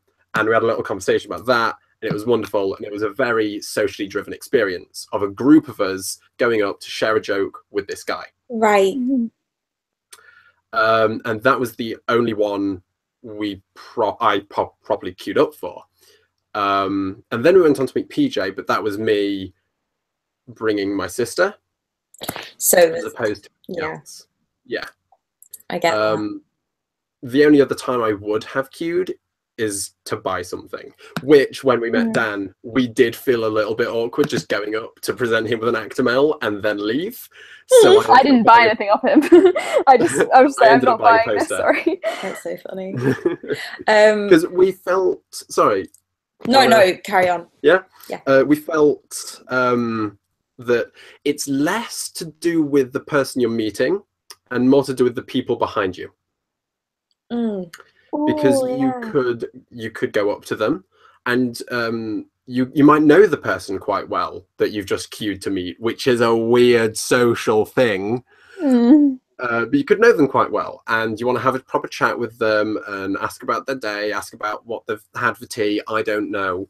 And then you sort of look around and you realise there's about 50 odd people who have waited all year to meet their idol, and you're taking time away from that. Because this person has a certain amount of time before they have to go off and be on the main stage. Yeah, I think a huge reason why I didn't queue to meet people this year, even if I might have wanted to have a chat with them, was just because, like, after I got my green room pass, I was like, this is going to be weird. Like, if I go up and meet you, like, as a viewer, and then I see you walking around the green room, that's going to be a bit of a strange situation. Definitely. And like, I actually entered the ballot for the meet and greet thing. I don't know why, but I didn't go to any of them because I was just like, this is too weird now. This isn't like, this is just not something I want to do. Yeah, I don't know. I have a comment from the other perspective, I guess. It's from Hannah Apple again. She says, it's so easy to be like, lol, we all need validation, haha, so shallow. But I don't think there's any shame in being excited that people care about your opinions and enjoy things that you make. I would always go into an interaction assuming that someone has no clue who I am just to avoid the awkwardness, which is kind of interesting. Yeah, just from their perspective, I think there's definitely, I mean, at least from what I've always heard whenever people gossip about anybody, is like this expectation that you have to be humble and shallow, or like, oh yeah, I know. But that's an interesting perspective on that from someone who isn't Yeah, like I can imagine someone who's like a massive YouTuber would feel like they couldn't be excited about that, I guess. Yeah. Imagine caring about validation so much that when someone gives it to you, you almost cry in front of them. Imagine That was actually me. After the small YouTube panel, people came up to me and were like saying nice things. I was like almost in tears. It was ridiculous. But, I really agree with what she says about going into an interaction assuming that someone has no clue who you are, because that's the weird thing about something like Summer in the City, is that everybody knows everybody in a weird sense. But if you go into it as if you don't, then I assume that would lower some of the awkwardness and maybe. I mean, it really depends, because I get that. I truly get that, of going into it with no expectations that you have to dance around. But if you do, and you're like, "Hi, I'm this person," and they go, "Oh yeah, I know you," how do you respond then? Especially if you genuinely didn't expect it. you're like, how do you know me? Yeah. And then they go, "Well, I wonder." Right? I think it's also on them to maintain that. It's let's put that aside. Let's just be people. Yeah. Well, I mean, like that. If both parties aren't going to be like that, then it's going to lead to maybe an awkward interaction, which is unfortunate. Yeah. It's a two-way thing. Like, it's not just on you. Like, there's another person there. Like, yeah, it's super strange, because it's like, so if you go into the interaction as though that they don't know you, it's still just a case of, okay, but if you're trying to interact with someone who has, you know, like an audience that's larger than yours, and like someone whose videos you like, you still know them, and you can't be disingenuous about that. So then there's still like oh, we've got a fifth member of the chat. Siri's trying to intrude. I'm sorry. They had a So comment rude. talking about that, which you just said, where she says, "Very true. It's just hard when you want to acknowledge other people's videos and your thoughts." Right. Yeah. I have that's an experience. Talk about, right? that's like a huge regret of mine from Summer in the City, because after the small YouTubers panel, 2 YouTubers that I love their videos so much came up to me and told me like how much they enjoyed it, and I just pretended I didn't know who they were, and I really regret that, because like I wish I'd just like been like, yeah, I've seen your videos. Bless this means you. so much to me coming from Ben.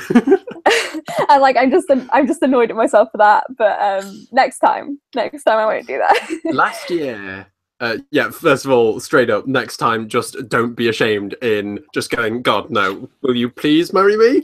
I almost, but no. Almost. By those wedding last rings. year. Yeah. A while back, Kieran, we were talking to Kieran about his PhD people on Twitter, or his academic Twitter, and he responded where it's like, he says, "I'm doing a PhD starting September, and following other PhD students has a different vibe to trying to get YouTube subs." I can imagine. Maybe they'd be a little bit different. Yeah. I'll follow them based on similar fields of research to me, and if when I make videos again, they're the sort of people who'd be interested in what I make. Whereas I always find it super hard to start making friends on YouTube. That's fair. Like looking for people who like the same things as you is definitely a good thing. Yeah. I definitely feel that what we kind of just mentioned a little bit. Last year, I met Dan Stokes, and genuinely massive fan of his work. Genuinely great, cool guy who I've enjoyed watching for quite some time whenever he does anything.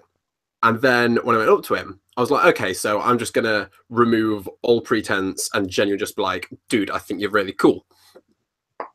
But then when I said, "Oh, hi, my name's Greg, my Twitter is Greg Amaya," because that's the way you've got to introduce yourself. Absolutely. Always use your username. I introduced his username, and he caught me so off guard. He was like, "Oh yeah, I recognize that username," and I'm like, "Oh, buddy." How do I respond to that? Yeah. Of just being like, "Oh, okay, so now there is this extra level of I have no idea whether you recognize it because you've just seen a tweet or two, Right, or because you actually know who I am." And I had this weird sort of, okay.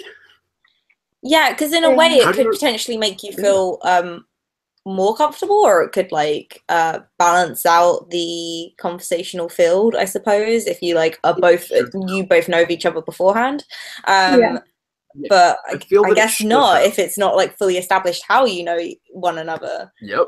There was there was no establishment, but also it should have leveled it out.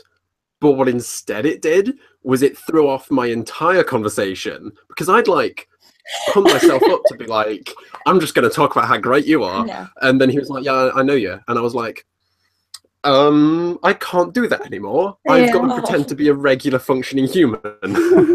I kind of want to change the topic slightly, because one You of do Kieran's, we just keep on, shout out to Kieran apparently today. Hi, Kieran. Love you. But basically, one of his comments I found quite interesting, just because I found it somewhat relevant to my own YouTube circle. But he said, most of my YouTube circle stopped making consistent videos, so I think Twitter is a big reason why we're still friends, to be honest. Ooh. It's That's easier true. to keep having little interactions here and there, which, like, why are people, because I've noticed this, smaller YouTubers like aren't making videos as much now, and I don't know whether it's just in my I don't know why that is, or if it's just in my circle of YouTube. Or my sub box, like, I'm subscribed to like 500 YouTubers, and it's like, it's not that full. Like, it's the same people all the time, and there's some YouTubers I just never see anymore. Like, not just smaller YouTubers, like bigger YouTubers too, but like, it's just sad. so why do we think that is? Do we think that's just like happenstance? Like, that's just how that has happened randomly? Anything, honestly, because some people, if we're talking about the larger ones, they may have moved on. Yeah, that's true. Whatever they're doing, maybe they're making a series now and they don't have the time to do all this, or maybe they've lost interest in the platform, or maybe anything. Also, genuinely, like, could be anything. Life happens. I think a lot of people just don't have time anymore. They don't have they don't care enough about it anymore to make the time. I mean, I don't know, because I've never stopped, so I can't really talk. Yeah, I just think it's really fascinating, especially with, so like, there's probably more evident reasons with people who have larger audiences, that like they've moved on to other things, and this wasn't ever what they wanted to be like their primary career, or like the way they show their art. But with creators like who are somewhat in the community still, but don't choose to create as publicly, I don't know, like, it just leaves me very curious whether like it's something to do with like a shift in YouTube communities or culture, or the satisfaction that someone can get from uploading online. Maybe it depends on their goal on YouTube. Like, some people start YouTube to make friends, and then once they've made those friends, they don't need to do that anymore. They've already got the friends. They can just talk to them on Twitter. Like, they don't have to make videos. So maybe that's part of the reason. That's totally true. I mean, like, the fact that I have the friendship group I do, like, is definitely probably like is somewhat of a reason why I don't make as often now, because that was a big reason why I wanted to be on the platform anyway, and I now have that community. So I can see that happening to me, I guess. Because I've always felt more comfortable as, I don't know what the word for it would be, but basically, imagine YouTube's Ant and Dec, right? Right. What do Ant and Dec do? Tell me that. They present. You went so close to the screen then. Make a real what do they do? But for real, they do so much, right? But they don't do anything. You're not going to go, oh, that Ant and Dec, but everyone is like aware of them, and they're just the guys, they're just the guys. Right. I would see myself being very comfortable in that position. That wouldn't mean I would stop making anything, but it would certainly mean, oh no, darkness. You went up as soon as you said, "Oh no," that's hilarious. Okay, carry on. It's like, are you okay? Is there a zombie attack or something we should be preparing ourselves for? Darkness. We have some YouTube comments that are deep and interesting. Really interesting. Carry on. from Kieran and Will, who follows up later. Kieran says, because the Kieran Show, episode 42, like at the heart of the creator-viewer divide is the want for someone to know you as much as you know them, I guess, which is kind of yes. Wow. And then Will follows up and says, it's just not very easy to have an actual conversation with the creator you admire because you're one part of a huge crowd that is at its heart just wants the same thing. And like, that's you can't, painful. like, if you're a creator, you can't have that relationship with everyone because it's just too many. Even if you only got like 100 subscribers, like that's still too many people to be like best friends with. I remember like all these videos. I used to watch these videos of Markiplier literally crying because he can't talk to everybody who watches it. And it's Mark. upsetting, and I can imagine it's really weird emotionally. But yeah, that's man, it's unfortunate. Yeah. Because that's something we all crave in friendships anyway, and sometimes like we can feel that with people who do know us deeply, that we're just not getting like the power dynamic is somehow not balanced. So it's definitely almost impossible to get sometimes with like creator, which is why just cherishing those friendships is something I'm really into. Because yeah, it's just so tricky. I don't have much more to say about it. mean, I'm just I think socializing is weird. Okay, this is kind of a bit off topic, but sometimes with like internet friendships and YouTube friendships, I find I'm like spreading myself a bit thin because I want to have those bonds with everyone and I can't. So I end up with like lots of like acquaintances or people like friends that I kind of know, but like we don't talk that much, but like I don't have that many close internet friends because it's just difficult to like. You just can't. Yeah, I hear you. Isn't there that one thing that's, I don't know the validity of this statement, but it's like you can only have 100 friends. You can only have 9 close friends, actually. Yeah, 100. You're aiming I have high. like 3 close friends. Yeah, like 9 close friends and 100 people. Right. But yeah, you just can't, man. Yeah, you like look at people's like Facebook friend counts and you're like, you're not that good friends with that many people. Yeah. Yeah.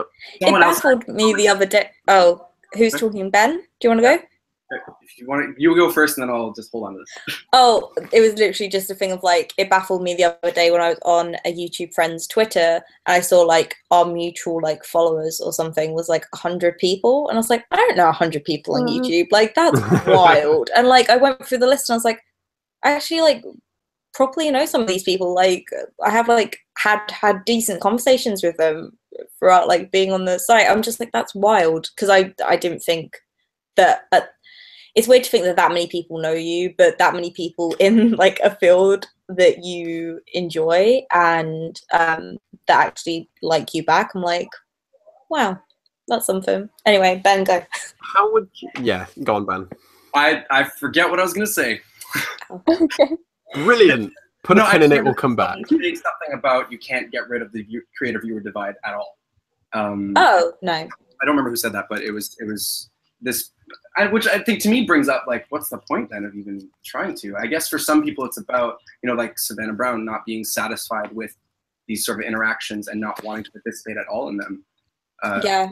You can weaken the creative viewer divide, but I don't think you can ever completely remove it. Like you can work on it on a personal level with like one person. Like you can develop a friendship that like just gets rid of that completely. But like with the people who watch you and you, like there will always be a screen in front of you, like there will always be something there, like it's never gonna go away completely. Exactly. Yeah. And I wasn't at SiTC fully, but I swear from the people who were at the creative viewer divide panel, there was a lot of talk of the divide not really existing that much, which is not a way to weaken it at all.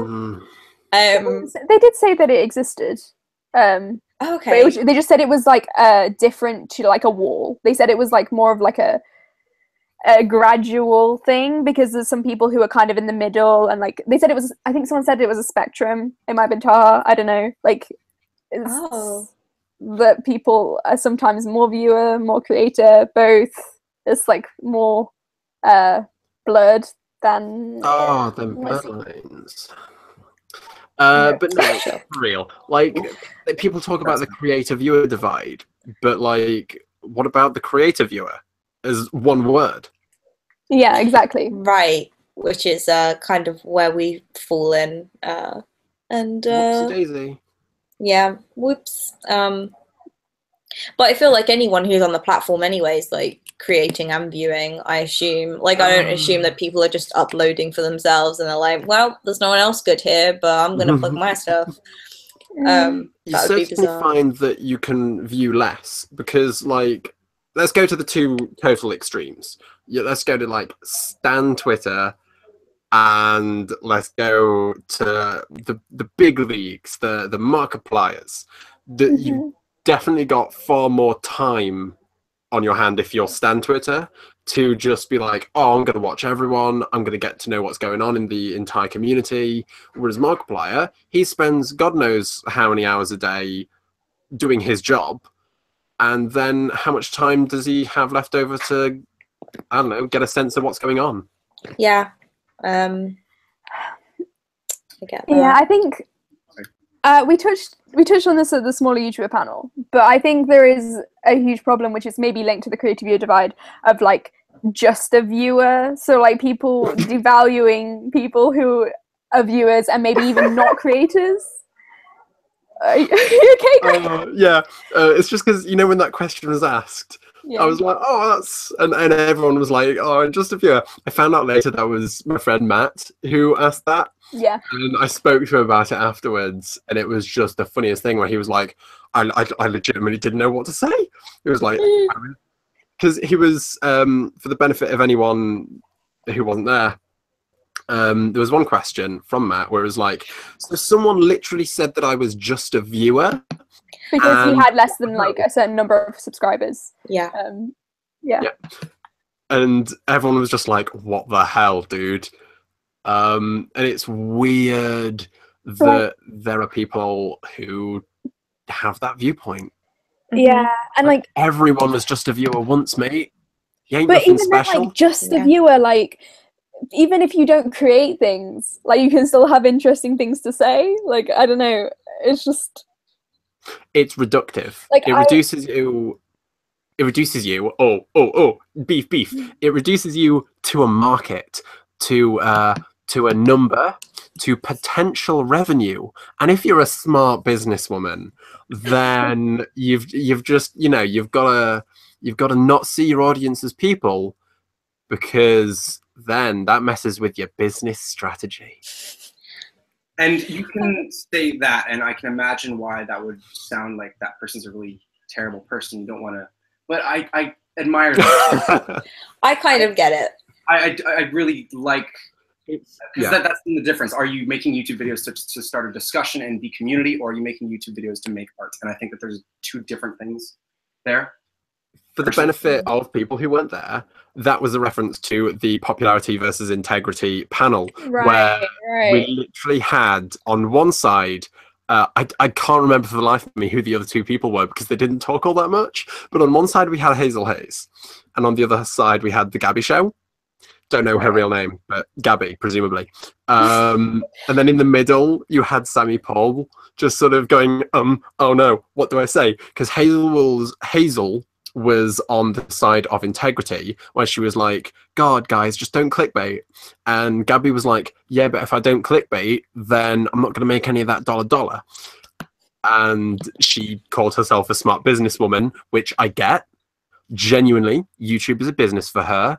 It's you've got to optimize it as much as you can, be a smart businesswoman. But then she literally said, I'm not going to quote word for word here because it's been a week, but she literally referred to the audience in front of her as her market. Right. Yeah, it seems like her approach was pretty strong. Rowan Ellis, if you guys know her, she actually made a really good point about that panel anyway, to which she basically said like they could agree to disagree, because misdirection is a part of comedy and Gabby's channel is a comedy channel. Therefore, clickbait has like some sort of validity, as long as it's not done in like a super extreme, like I'm coming out as straight, kind of weird ways. Oh my god. Then like it's like it makes sense in terms of like getting your art out there and it being part of the joke, almost, your title. Right. Whereas Hazel doesn't do that kind of thing. So it's just like you're doing two different art forms. Like not everyone on the platform has to create in the same way and has to approach it in the same way. And as long as you're being honest, because I think it like it's really good of Gabby to just be like, yeah, like I'm being a business like woman about this. Like I feel like smart to be upfront about it. Super smart. I don't get to be upfront about it like that. I don't get it. She repeatedly and with no sense of irony called herself a smart businesswoman in response to Hazel in a way that made it seem like, oh, I'm a smart businesswoman for doing this. Are you Unlike not? You, yeah. Yep. And then it became a running gag. Which is wild. Okay, I guess, yeah. Yeah. It sounds like a valid statement in a way, but no, that's the thing. It was totally valid. It was just tone deaf. Yeah, it sounds like within that situation or within that conversation, it was not done well. Which again, like going back to Rowan's point, she was like they could have just really, like, if they were compassionate to one another's points, it would have been cleared up, and it wouldn't have had, if it, like, both of them were pretty much on the defense as though there was one right way to do YouTube.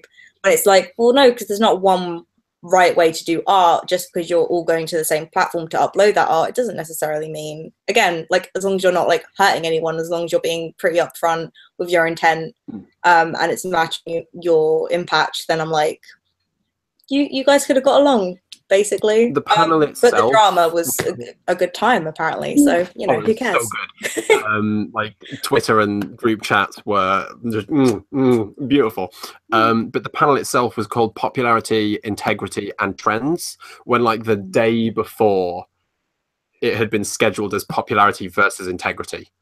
So... Oh, interesting. I wonder why the change occurred there.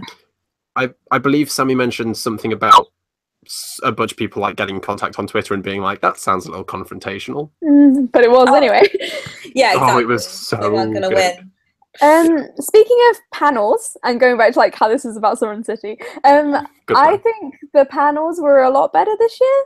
I don't know what you think, Greg. I only went to the Creative Viewer Relationship panel, and then the Ethnicity Online panel, and then obviously my own. And I thought they were all so much better than last year. I didn't go to many this year just because I was spending my time doing other stuff. Yeah, but same. I went to a lot last year.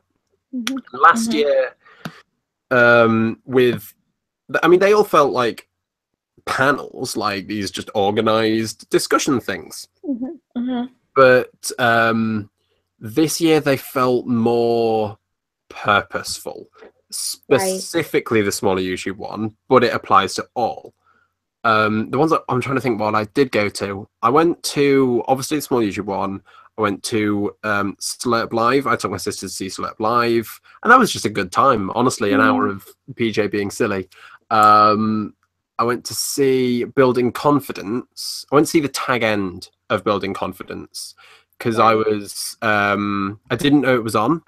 Yeah. And I was hanging out with Helen and Craig, and then I think they just went to go and see it, but it was like too late, and so like Taha had to like sneak it in at the back. I don't know. It was a weird situation, but I caught the tag end of that, and that was brilliant.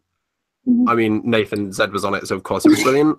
Right. But the panels as a whole, even just which panels existed, it felt like the organizers, I don't exactly know how panels are organized in SiTC, but however, whoever organized it, it certainly felt like they were actually caring about having proper discussions. Yeah, I mean, I think there were two things that were better about it this year.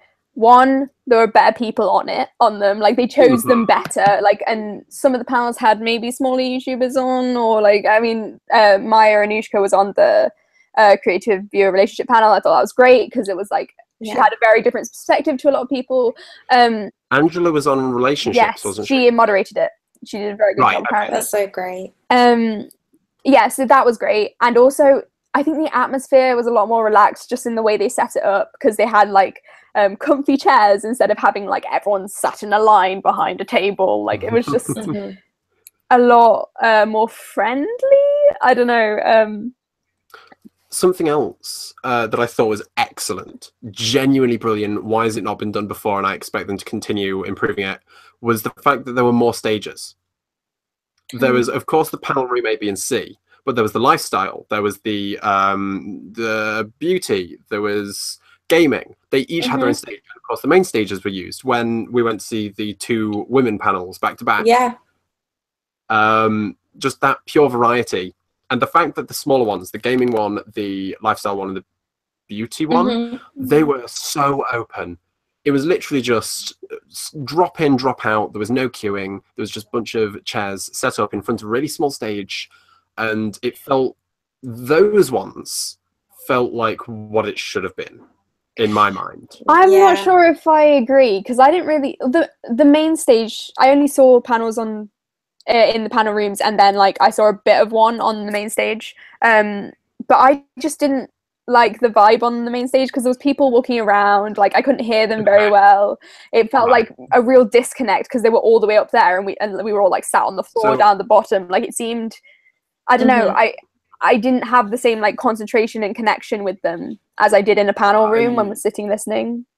Yeah, I fully agree with the main stage. I should have clarified. I meant the smaller panels being put in the, just, I don't know what to call it, the main room, the big area. Let's call it the big area. I like that. Like Baking with Leighton, my experience with that was one of the best, because it was literally just a crowd of people. All the chairs were taken, because of course, and just a group of people congregated around. And quite hilariously to me, I found myself positioned just behind the speakers, so I couldn't hear a word. I could like see him at like 20 feet at most away from me, but I couldn't hear a word he was saying. Which, if I wanted to, I would have got up and walked around so I could, but it felt very open, and it humanized him and all his guests. It humanized the entire panel experience. Which I'm not saying that every panel should have been like that, because God knows that would have ended terribly. But it definitely felt like there was a disconnect, and a positive disconnect, between the panels in the panel rooms, which were heavily conversation focused, which were needed moderating, and the ones that were just sort of like, okay, come and see us do something. Or there was the alternative makeup one, which I felt was great, because it was just 2 people talking with essentially an interviewer about what they do, and it just felt very human. The main stage, however. So what Emma said, and Fran, you can comment on this. In fact, Fran, go on. Tell us what the main stage panels were like as an audience member. Well, I don't know necessarily if it was down to the fact that it was main stage, or if it was down to other factors, but they didn't feel good, man. Like, I just don't even. I enjoyed them. I enjoyed the discussion. Ish, obviously ish. I enjoyed the discussion. It seems like they weren't as thoughtful as some of the other panels, I guess. Yeah, true. But I think that's less to do with the... Okay, so there were 2 sides to it. There was the environment, and there was the panel itself. And they were less thoughtful, you're right. But what about the environment? What about the fact that a bunch of us, whoever actually ended up gathering, because we got more and more people as time went on, we were just sort of stood there for 2 hours. Yeah. Behind a crowd. Yeah, there was like a crowd of people in front of the stage, and then people just sat down. So yeah, it was a bit. It's not a cozy time, no. No, I mean, we had to like look at the screens occasionally for some camera angles, but then that felt like we were just watching them on TV, which I can watch a video on YouTube for that. That's not why you're there. Yeah. And then when I did look directly at the stage, and like I positioned myself, so I first of all wasn't in front of the cameraman. That was awkward. I made friends with him. That was lovely. But yeah, I positioned myself well so I could see the stage, and then I just had a moment of dissociation where I would just step back and look at what was going on, and it was literally a sea of silhouettes with on the stage on big comfy sofas, lounging around with microphones, spotlights on them, on a goddamn concert stage. Yeah. These people talking about the books they just wrote. Is And I'm this, like, was this the which panel was this? Women Who Write. Yeah, that's the one I went to see. Yeah. Yeah, I think also they've got kind of a long way to go in terms of diversity, because I was like, Okay, these are all white women with like tons and tons of subscribers, and all these Who was it? opportunities. I was like, what about the little people who want to write? Like, I just Was it you, Fran, or was it just someone else we were stood with who literally just got up Twitter and was like, you know, the person on the Women on YouTube panel, she's just written a book. Yeah. Yeah? Which person? I don't know her name, but the black woman. Yeah, she seemed so composed and articulate. So I was like, why is she not moderating the Women Who Write panel? I was super confused. Like, her insights were so great. She was so that I'm just like, why? Like, very confusing. I wish I knew. I genuinely I need to look up. Yeah, because someone told me her name like once, and then I just.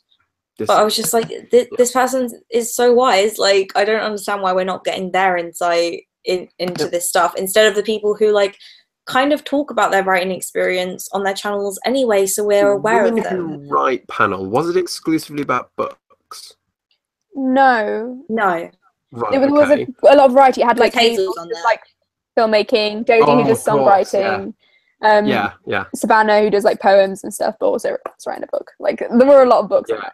But So I didn't, when I was watching it, I didn't clock that Hazel hadn't. I thought maybe that she was in the book. No, she is. She's writing a book. Is she? Yeah, in her own time. Like, it's not a contract deal. She's just writing a novel. Oh, nice. And so when that was going on, I was like, okay, so Savannah's obviously just published like her second edition of her book. Connie is, I don't know whether it's published yet or not, but there's like proof copies of her book. Hazel's writing one. Why is Dodie there? Dodie's written a book. Dodie's writing. Oh my god! Publishing a book soon. It's Am like, I just so unaware? Yeah. It may just be. Oh, okay. Clearly, I mean, I need to watch more YouTube, I guess. God, Yeah. I'm so disconnected. Ruby gave me the name of the Ruby. though I'm scared I'm not gonna pronounce her name properly. Give it a go. Am I? Scared. That'd be my guess. What was it? Sorry, I keep muting myself just because Ben, honestly. No, Imani Shola. Imani. Oh, okay. beautiful. That's Okay. better. Is that right? What is the I feel Twitter? like that sounds right. Okay. Yeah, her Someone name. It's literally her send it to me name. afterwards. Yeah. It's, Ruby has just said 10 seconds ago, you'll need to look at the chat, I swear to God. Oh, sorry. yeah, she's an award-winning poet. Oh my God. Wow. Yet she wasn't put on the Women Who Write panel. I'm just very confused by that. I can't Very, scroll very up on this chat. This is very annoying. Yeah. Also on that panel, I just felt like I know that, like, for example, Connie, she didn't go, like, she submitted her book, like, with them not knowing she was a YouTuber. So, like, I guess that is a different perspective. But there is the whole thing of, like, you have, like, all these subscribers, like, book publishers want you because you have subscribers because you're a YouTuber kind of thing. Which, obviously, like, that's not devaluing their work because, like, they probably write really good stuff. But, like, they have this extra stepping stone to get there. Whereas, like, people who are starting with either less subscribers or just they're not YouTubers. Like, it would have been nice to have, like, I don't know, a different perspective of someone who didn't have that stepping stone. I don't know. That's all. That was all I thought watching it. I only watched the start, so I don't know. Yeah. I totally get that. Yeah. Let's look at the chat and make sure we're not missing anything vital. Well, there's something. Yeah. There's this. I need to go for a second, so you guys can carry on. Cool. Okay. there's this discussion that's happening between Kieran and Zainab, I believe, and maybe Will, but a bunch of people, they're basically talking about different reasons why you make videos and why people stop. Oh, okay. I'm down for this. Yeah, it's kind of it's basically discussing like that there's different reasons why people make videos. I think I saved this comment from a while ago. It ebbs and flows. Oh, yeah. It happens to everyone, but I think there are a lot of reasons for it being why people quit, whether it's bigger career aspirations or the platform changes and turn them off at all, from it all. And I think, because have any of you guys taken like breaks from making stuff? I have, but it was only because of like life stuff. Like it wasn't because I wanted to. I kind of had to. You guys were mentioning people who had fallen off and stuff, so I don't think notice, but I've never taken a break, but it's more that I've yet to find my stride. So there's never been anything to take a break from. See, I'm the opposite. Right. Like if I just miss a week, then that's me taking a break. God, you're so productive, Emma. How? Oh, don't. That's a thing. You're such a teeny tiny child. There was another comment from somebody, I don't remember who, I'm sorry, I'm trying to keep track of all these, but there's so many, who was saying that the reason they made YouTube videos is because they felt like they had no social circle, and so they wanted to invest in the community. Yeah, I think is a reason. I definitely relate to that. Like when I started, the only friends I had were school friends, which was a very kind of, like it was a bubble. Like I didn't really get out of that bubble. So I kind of wanted to be involved in the community and I wanted to like make new friends and stuff. But I think that's not changed. Like I still want to like make friends, and now I also just enjoy creating. I think that's what keeps me going more than that. Because like you can stop making videos and still have the friends you've already made. But like if you have to like also want to make things. I don't know. Have you ever felt, I suppose this isn't general open question to the chat as well as to the both of you, have you ever felt the need to quote unquote stay relevant? Yeah, I mean, I think part of the reason why I always keep going even if I don't want to, like, is because I'm worried people will forget who I am. But yeah, also I think, I don't know, I just think that it is important to keep making stuff, in my opinion, like for me, because I like to keep creating as I change as a person, because I change like quite quickly, like especially as I've been like growing up. Like when I started YouTube I was like 16, so like if I'd have just stopped like when I was making Dan and Phil videos and then started again now when I'm making like very different stuff, then I think that would have been more of a shock. Whereas because I've like gradually changed with my channel, I think that makes it like easier for the people watching me. But I don't know, that's just me. I know it's different for different people. For me, I think it's an interesting question, because I think that a good piece of art is something that is relevant. And so as far as the need to be relevant, it's only ever for the point of it being good. Because I think long-lasting pieces of art made the impact because they were relevant. And if I ever am changing my stuff to feel more relevant, it's only because I want it to be fresh within myself and relevant to who I am now. Yeah, I want to have an extended chat with you about that at some point, but right now I gotta go pee. But Ben, I feel like you make very different stuff to me. Like your stuff can be constituted as art. I wouldn't say what I make is art. I'd say it's more of a conversation. So I think it's a different thing entirely. Yeah, we're on the opposite ends of those spectrums then, I would say, where it's like I'm making the art and you're about the conversation, which is the community, I guess. And yeah, what was I gonna say? The people are it's interesting because to kind of tie it back to SiTC with the whole breaks thing is that some people are saying that SiTC gave them, reinvigorated them, and now they're like excited to make stuff again, which I think is really cool. Yeah, that's what SiTC tends to do for a lot of people, I think. I feel like everyone goes away from it more or less wanting to be more involved and to create more and fueled in some way, and then it's like half the people stick it out and then half the people don't. I'm hoping to be on the side of people who do, but yeah, because SiTC's just great for that, and I assume it's the same with places like VidCon and stuff too. Like I can imagine the workshops being very helpful and the insights being very inspirational. So, yeah, I mean, I don't think this year SiTC really inspired me to create, and more just to like think about things. So like it got me thinking about community and like.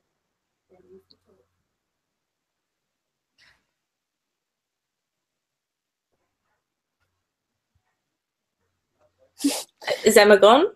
Oh, Am I? Emma's Hello? still. Oh, hello? You left for a second. Oh, we lost you.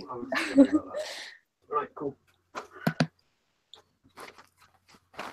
Also, there's one thing, because hey, since Greg's back actually, because relevant. Perfect. I think even though, for you, Emma, personally, I think that even though you are on the discussion side, I think that, you know, being relevant matters to being part of the discussion, having the conversation. I think if, you know, the reason that people who make, I don't think if you're talking about a recent topic or something, it's I mean, we're doing it right now. Greg, we're trying to do that right now. Trying being the word. Yeah, so you're part of a discussion right now that has relevancy. So like obviously being relevant has some sort of connection to your type of video as well, right? I think if you were Emma, if you were making a video that was about a relevant topic, then and it was for the sake of being relevant, I think that that's you making something good in that sense. I think if you're trying to do it out of the wrong spirit, it'll absolutely come across as fake and not into it. But if you are trying to do a conversation, be part of a conversation, then I think it is important and not something to be ashamed of. Greg, why are you laughing? We're trying to be very serious, autistic people. Why are you laughing? Because Will has just targeted me on Twitter. Oh, well, that seems deserved, though. And Greg and Myra is bloody paprika crisps.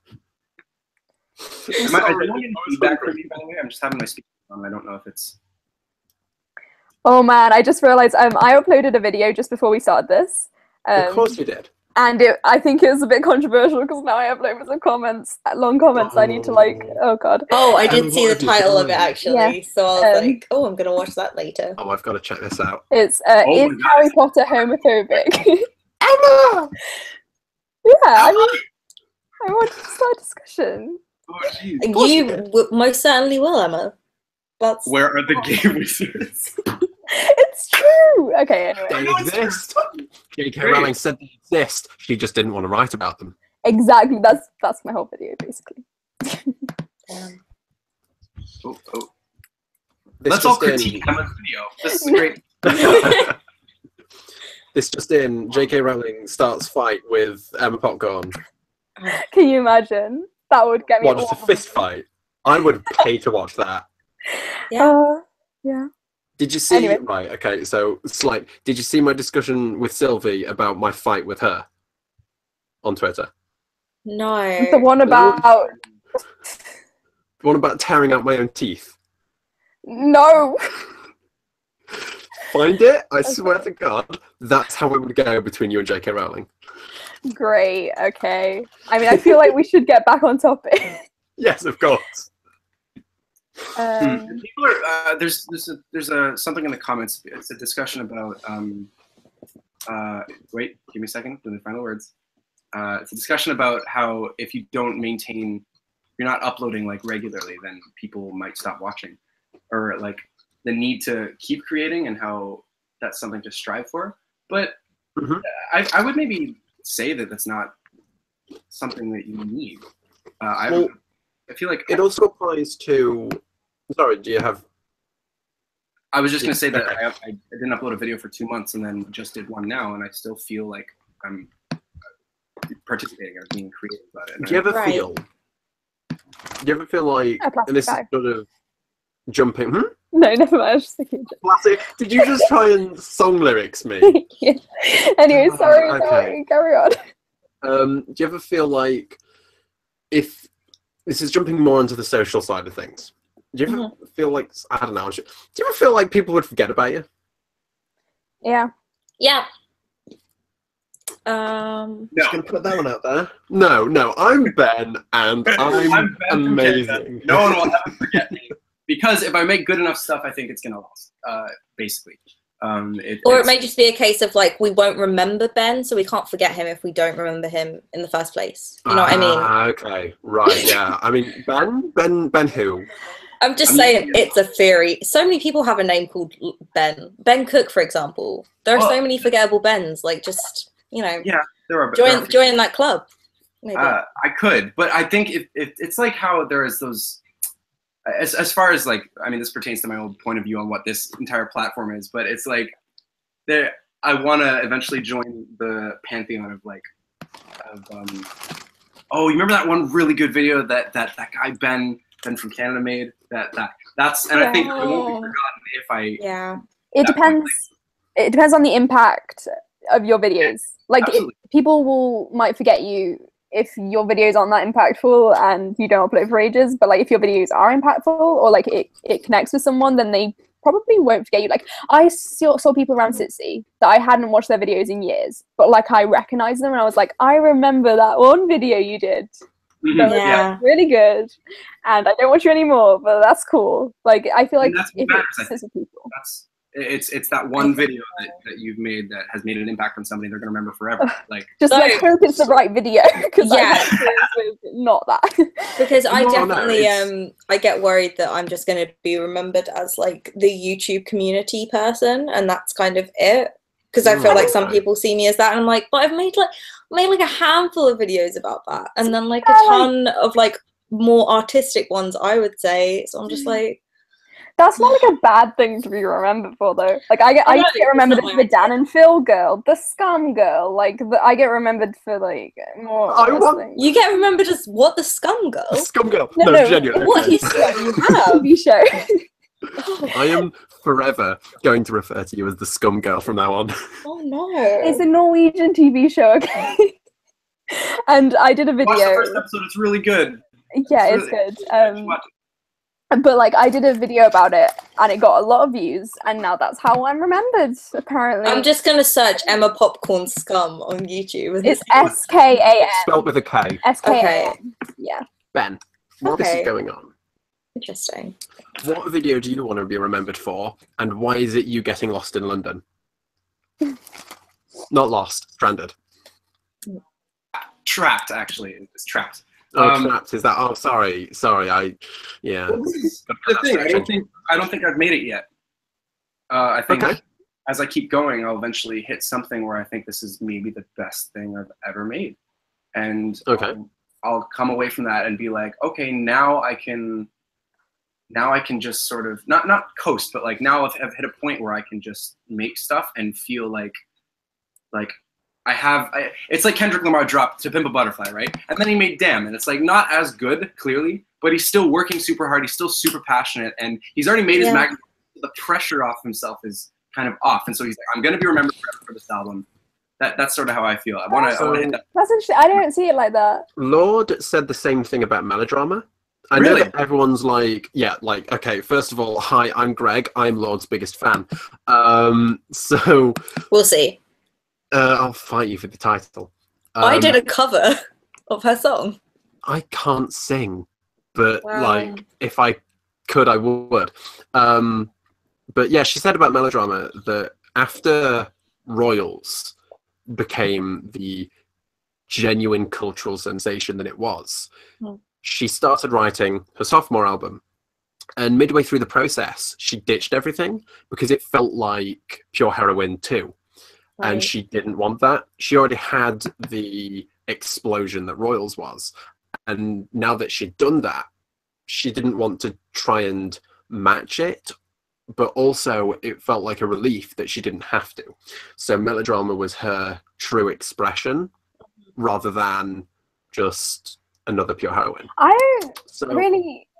Go on. Sorry, I don't really agree with that mindset. Like, I mean, you can do that, that's fine. But for me, like, I always want to be trying to, like, one-up myself. Like, I mean, I can have, like, videos that aren't, like, as good. But, like, I make a video, I'm like, yeah, this is my favorite video that I've ever made. And then, like, a few months later, I'll make another video and be like, yeah, I like that even more than the other video. And, like, I don't think I've made, like, one thing that's going to be, like, remembered forever is, like, the best thing. But, like, I have certain videos that I'm like, this is one that I want to keep sharing because I still I will keep loving this. Yeah, and I think that because you're in that vein of the conversation, then you are going to be remembered for the discussion that you had, I think. Yeah, I mean, I don't think my discussion videos are the ones that I feel that way about. It's more like kind of the ones where I like do acting, or like I did a poem video that I just absolutely like love, and like stuff like that is kind of the stuff that kind of sticks with me, I think, more than discussion.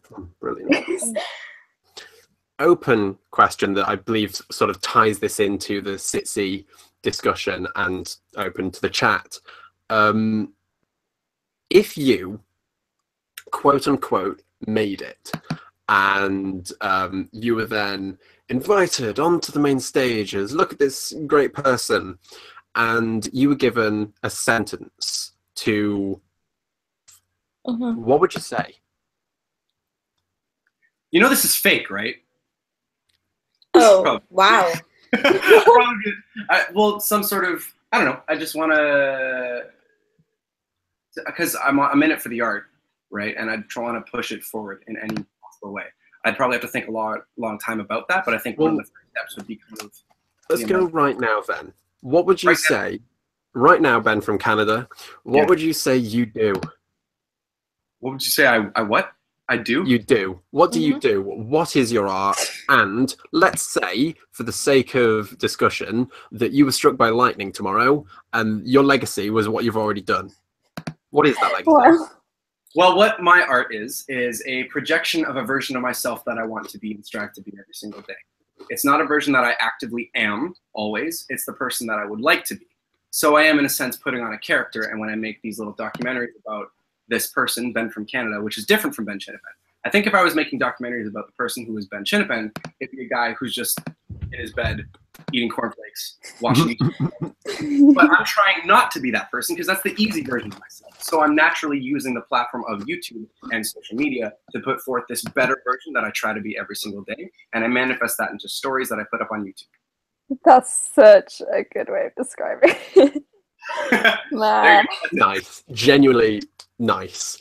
So that was... I never know how to answer that question. Yeah, that was an open question. And to also, that wasn't one sentence. Like, it was great and everything. I don't want to take anything away from you. That was a long sentence. It was a long sentence. Lots of comments. A run-on sentence. No, I had no punctuation in there. No, on a technicality, a couple of a semicolon in there. Come on. No. But yeah, to sort of relate this to SiTC, do you feel that as a smaller creator, there is a pressure to be able to do what Ben just did? Or are you content with, I'm a human being, here are the things that I was interested in creating at the time I made them? I mean, people are always going to ask, like, what videos do you make? Like, what do you do? Like, you can't get away from that. Even if you're a bigger creator, if people don't know who you are, they're like, what kind of videos do you make? Like, it's just a thing. I don't know. I'm at a weird point in, like, my creating where I'm like, I don't know how much I want to change things up, and I don't necessarily know what I want to do. So I wouldn't know how to answer that question for the moment. Because otherwise I would just, like, hark back onto like what I've already done. So I'd just be like, oh, I make introspective vlogs that sometimes involve like music and spoken word. Like I would just be like, I don't necessarily know other than that. And again, like that doesn't necessarily represent the me of today. So yeah, I mean, the stuff I make is so random. Like I do so much different stuff. So when people ask me like, what do you do? I'm like, every video I make is different, so it's like impossible to say. I don't know. What we really need is just constant upload after upload of the Anastasia video, just with different characters from films. No. No. Let's call that Plan B at least. Right. I'd say, right? What was that, Ben? I was just saying I completely agree, and that needs to be the direction of your channel for the rest of your life. See, that's why I wanted you to repeat yourself to validate me and everything I say. I love how you just picked the trashiest video I've made, and I'm just like, oh, this is so good. Wait, have I seen this one? It's literally just me dressed up as Anastasia, like lip syncing and dancing around in my garden. The best thing is that There's this thing. Anastasia is in the non-Disney princess.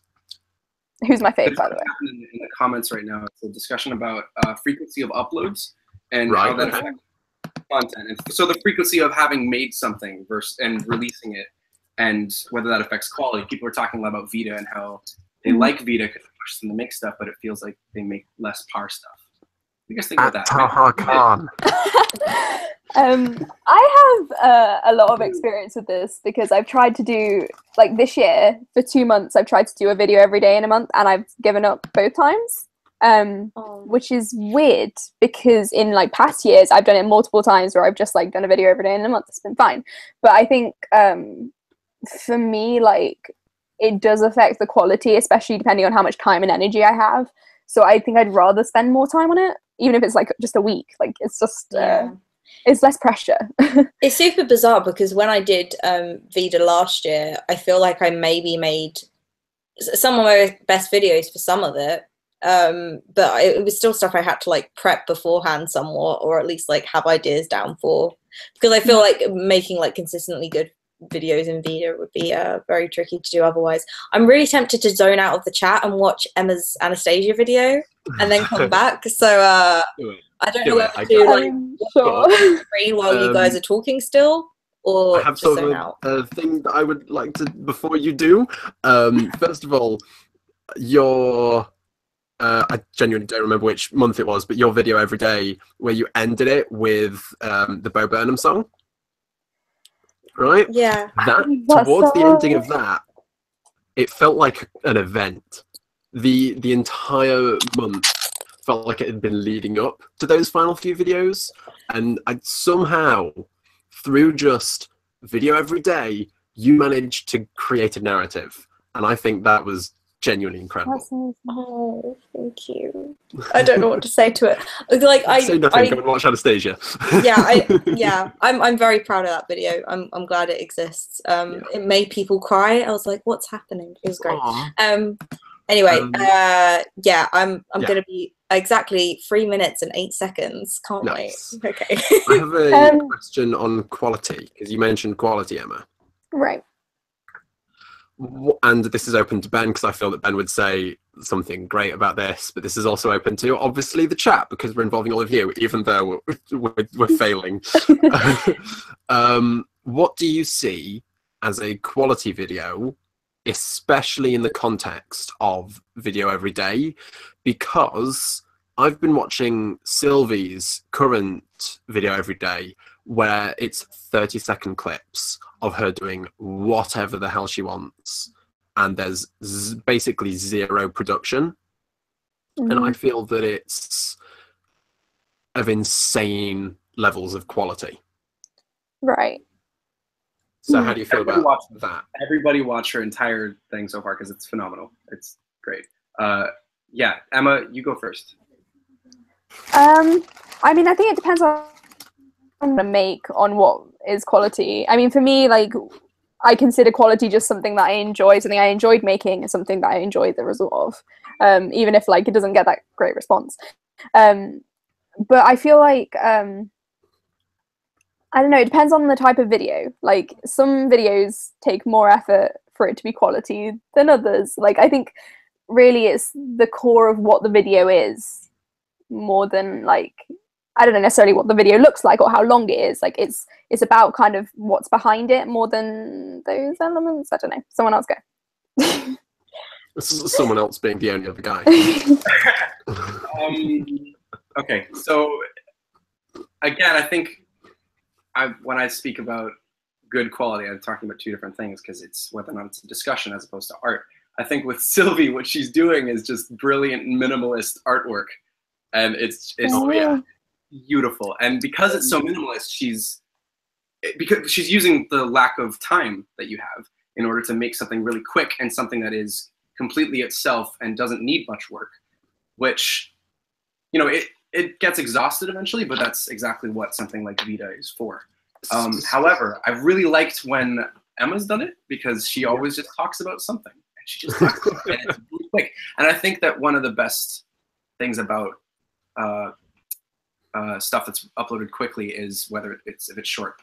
I think that really matters to me as a viewer. Like I have a hard time watching daily vlogs because they're always around 15 minutes, and I just can't bring myself to do it. It does get a lot of views, but yeah, that's the tricky thing. But I would think something is better if it's shorter.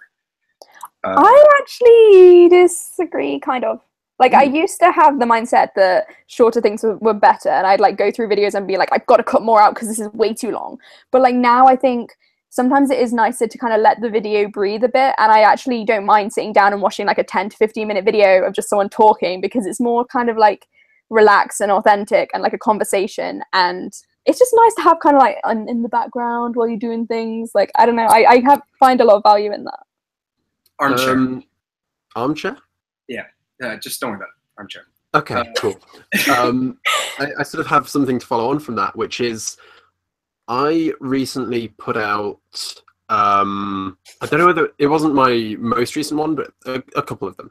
I recently put out a video that's like 15 minutes long of me and my friend Beth discussing sexuality.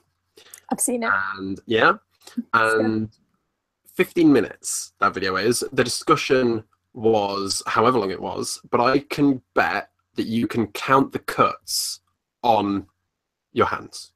Mm-hmm. There are so few, and that's something I strive for, because I feel that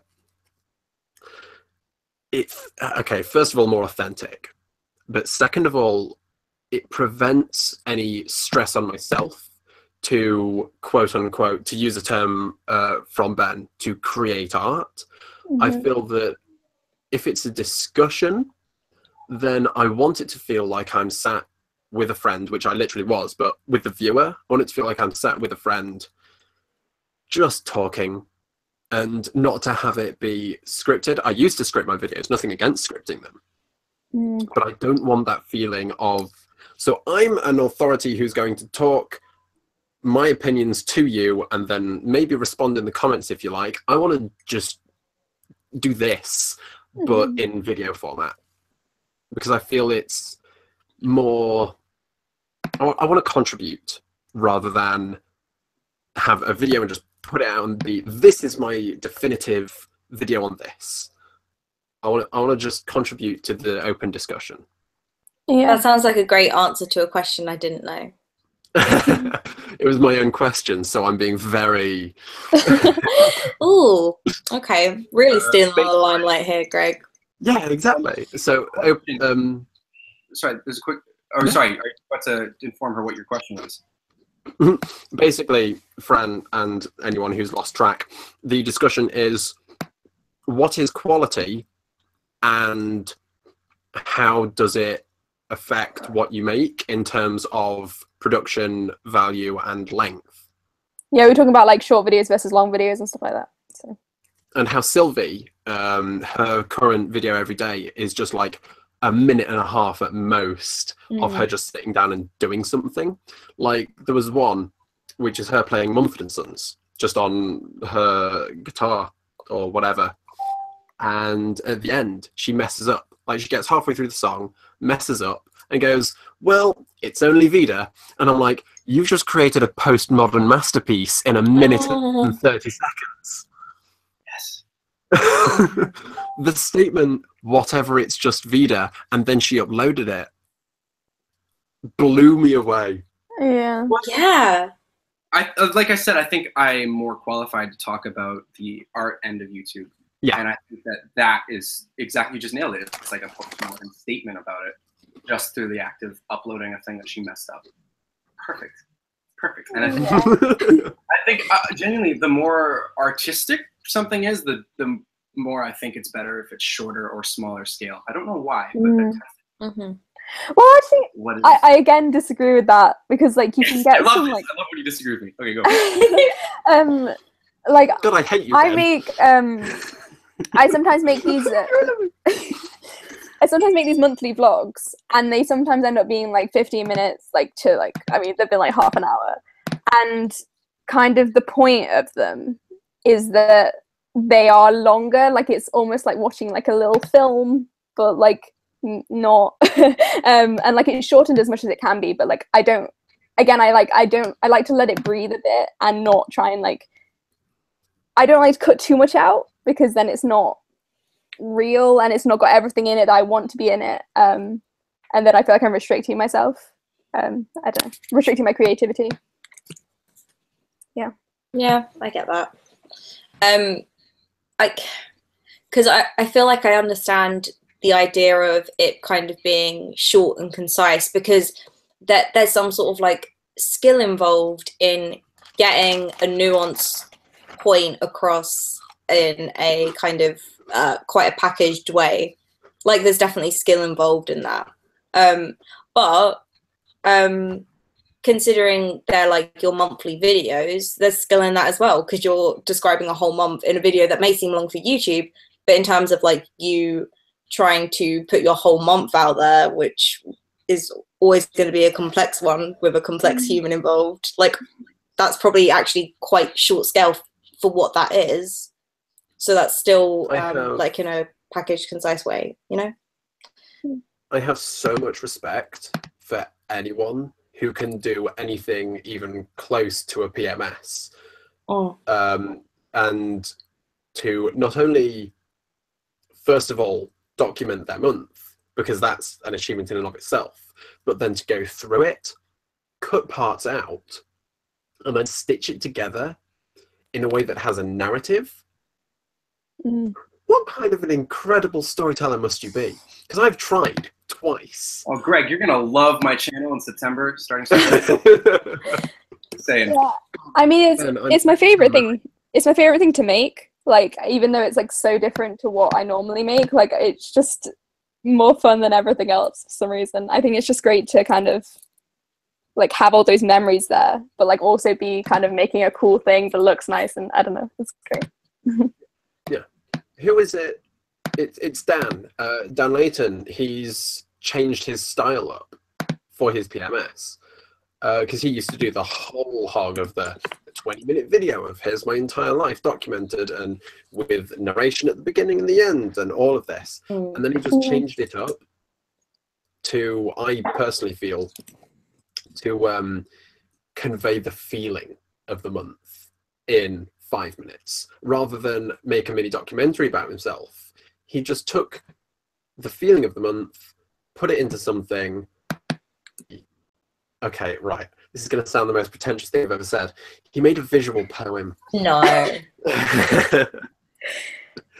But if I mention visual poetry, I'm just going to mention Beth Boulevard, and then I'm going to never stop. I love her. Oh my gosh. But yeah, I think there's definitely something good in not over-explaining things, because like the monthly videos I made last year, I like did like a talky bit like explaining the month, and I feel like I don't want to do that anymore because it's not necessary. Like you can let the viewer see it, like just and experience it themselves and come up with their own conclusion. Like you don't have to like this is what this month felt like, this is what happened. Like you can just kind of. So this is something kind of foreign to me, which is Ben, you mentioned daily vlogs. And when I was younger, I used to watch what daily vlogs were, what they started off with. I hate to mention his name now, but Toby Turner. Literally his lazy vlogs, which was just, he did 5 minutes non-stop, no cuts of his day on his phone, and it gave you an insight into his life. Whereas now, in the post-Casey Neistat era, it's so different, and it's something I don't watch. I don't watch nearly to the same extent that I used to. So I feel kind of out of touch with it. But how does literally documenting your own life, how does that reflect yourself as an artist, I guess? What would you say? Yeah, turning your life into art is a bit of a weird thing, but it's kind of a part of YouTube, I guess. It's something that I can imagine puts off a lot of people, but for me, artistically, the possibilities are endless, and it's so exciting. All right, yeah. The people who are disingenuous, though, are the people who are just lying. You know, you have some people who are not being so real, or some people just being douchebags, not gonna name any names. And but if you're taking it as like, look, this is fake, but I'm gonna make it real through the fake, I think that's a lot of what art is. Yeah. I feel like there's a difference between showing your life in an artistic way and then forcing your life to seem artsy. Like there's definitely some sort of difference there. I had a point and it's gone. I'll be back in a minute, sorry. Just wanted to comment that pretty overwhelmingly, most of the comments are saying that it doesn't matter how long a video is for them to want to watch it. It depends on who it is and what So yeah, I feel like it's all about context with that. Sorry, Greg, go on. Yeah. For context of that, okay, so it doesn't matter, but you only have so many minutes in a day. So to be a viewer, how do you choose to dedicate what time? And B, it depends on the style of video. So is there anything you would rule out? Is there anything you would go, oh, that's too much or too little time to dedicate to this genre of video? It would depend on the creator, honestly. It depends whether I trust that creator would have done it in a way that I would feel like satiated slightly coming out of that experience of watching what they're doing. Because if they're making a long thing, and even if it's good, if it's not going to be something that I like connect to or can emotionally invest in, then the chances are that I won't attempt to. I've backed out of videos halfway through because my favorite type of video is, this is just getting into me chatting about my likes and dislikes. I'll get back on topic at some point. Okay. My favorite type of video to watch is one where someone just talks about something that matters. And every now and then I've clicked on it thinking, I can't wait to see what this person has to say about this. And then halfway through, I've sort of realized I'm just on my phone, scrolling through Twitter. I'm not listening to them. It's gone on for too long, and I've just backed out of it. Yeah. Yeah. Which, again, I understand. I definitely feel like it's a thing of context. And again, like when Emma's doing monthly videos, it makes sense for them to be a certain length, and it will still feel like a very well done, packaged piece of work for what it is. Like it's a whole month probably condensed into like 10 minutes to half hour or something. Like that's still impressive, that's still a skill, and that's still something you can invest in, and you know you're getting quite a bit out of it. You're getting a month of someone's life. If it's a half-hour video about someone talking about one subject, you kind of you go into that a bit more cautiously, I guess. Yeah, it's just like, how can you not be concise on that one subject? Because that's kind of the skill I'd want to see from you, I guess. There's Ben? Yeah, there's someone's just put a comment. Joe's board says that if it's someone like Nerdwriter, I would watch the video if it was like for sure plus 10 minutes. But if it's KSI or Jake Paul, I'm not going to watch a longer video, which I think is interesting because it comes to that point where if you establish yourself as with enough rapport, you could probably put up anything and people will watch it. Because you take someone like who is such high quality every single time, and you cannot fault anything he's ever really done. It's always good. It's always on the ball. Then you're going to watch it no matter what. And that's the real skill. And that would be the thing I would love to strive towards, is getting to a point where I have that rapport. So, like, for example, I watch Tom Scott's last week every week, and it's really long. Yeah. But I never miss it because I just really enjoy it. Like, it's good. Yeah, I know it's good going into it. So. Which I wish I hadn't. I feel like there's a few channels that put out such regular content that if I miss one, I feel like I've just lost it, and I need to build up that momentum again. I'm like 3 weeks behind on Steve Subtext videos. I'm like a week behind. I'm like a week behind. I still feel stressed. I'm like 3 months behind on last week. We'll catch you up, Greg. I got a Jess into it the other day, so yeah. When Hazel Hayes did her first PMS, I just saw them and I was like, I'm going to watch that later, and I never did. So one day I just binged all 12. Oh wow, that's a lot. Yeah. But like, she's a narrative person, so it was manageable and it was surprisingly emotional. Mm-hmm. Genuinely, just to see a year of someone's life. Yeah. But I had a point. Yes, there's 2 channels that I will always dedicate time to, and they are Super Eye Patch Wolf and Saberspark. And these 2 guys, they are media analysts, is how I would describe them. Saberspark makes essentially documentaries and discussions, so like biased documentaries, I suppose would be the term, on animation studios. So he makes half-hour-long videos on, say, DreamWorks and their entire history and where they declined. And it's just half an hour of really well thought out, really well put together just entertainment. And Super Eye Patch Wolf does what, first of all, he's Irish, so he's really easy to watch. And I just sit there and listen to his voice, but he does like half-hour, maybe even like 40-minute one time, of just why you should watch this anime or why you should read this manga. Right. And I feel that that's sort of unique in that I dedicate that time because I know going into it, it's basically the Nerd Writer, except he goes on for half an hour. And you said you would watch that, and so would I. But I feel that's different to anyone else, and no one else could do that, but for different things, because it's so scripted, it's so put together, and he takes ages on it. Right. If someone did that for anything else, where it wasn't scripted, where it wasn't researched and so well produced, where they were just talking about their life or their experience with education or whatever, would you watch it?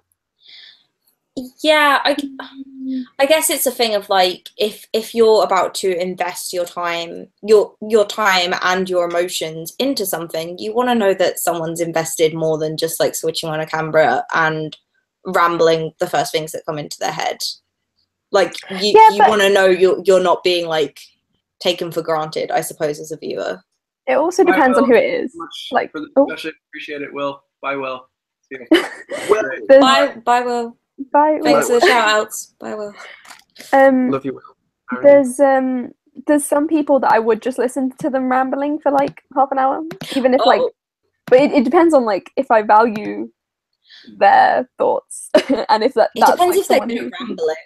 Yeah. Also, like Kat Black, like I'll watch her. Oh yeah.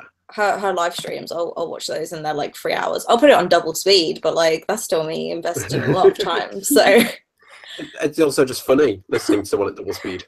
Yeah, I'd say so. Yeah. That sort of relates to, because I use live streams a lot, specifically Instagram ones. I'm a big fan of Instagram live streams. I use them as background. When I'm not in the mood for music or whatever, I'll find an archived live stream or someone who's currently on Instagram, and I'll just stick them on the background, half listen to what they're saying, and do my own thing. Yeah. Oftentimes that's just the washing up or the chores. But I think there's definitely something to be valued in, and I don't mean this in a negative way, throwaway content.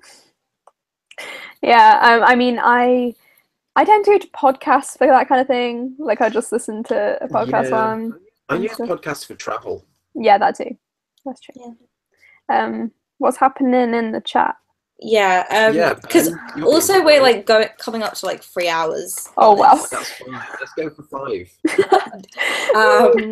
You said you needed sleep. Now you've had crisp. You're all energized. We didn't get any crisp.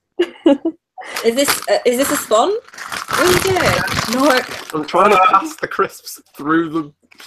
The chat right now is basically, if I was to devolve to what the chat is saying on a whole, it's kind of the good stuff. They watch good stuff, and they only like watching. Oh, right. Stuff. What an insight. Thanks. Well, no, I mean, and that's kind of it. And it's no, I get you. If you are engaging and if they want to watch you, they will. Which sucks, but it's also as simple as that, I guess. Do you have confidence? It really is. Yeah, I feel like it's a case of like maybe having to gain your viewers' trust that you're going to put as much effort into something as much as like the time you would like them to invest in what you are putting out there. So like it will take a while to build that sort of trust, I would say. And that's what I'm trying to do, I think. Definitely. Same. When I'm gonna do it, that's what I'll be trying to do. Okay, sweet. So I feel like an interviewer, but that's exactly how I want to feel.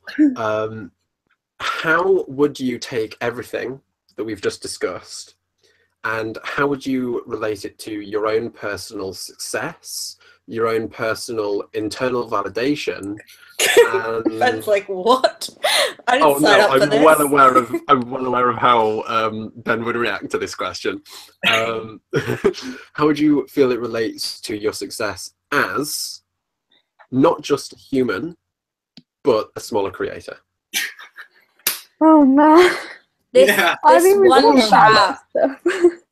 one chat where for like the most of it we've had to tell you to like stop eating crisps so loudly.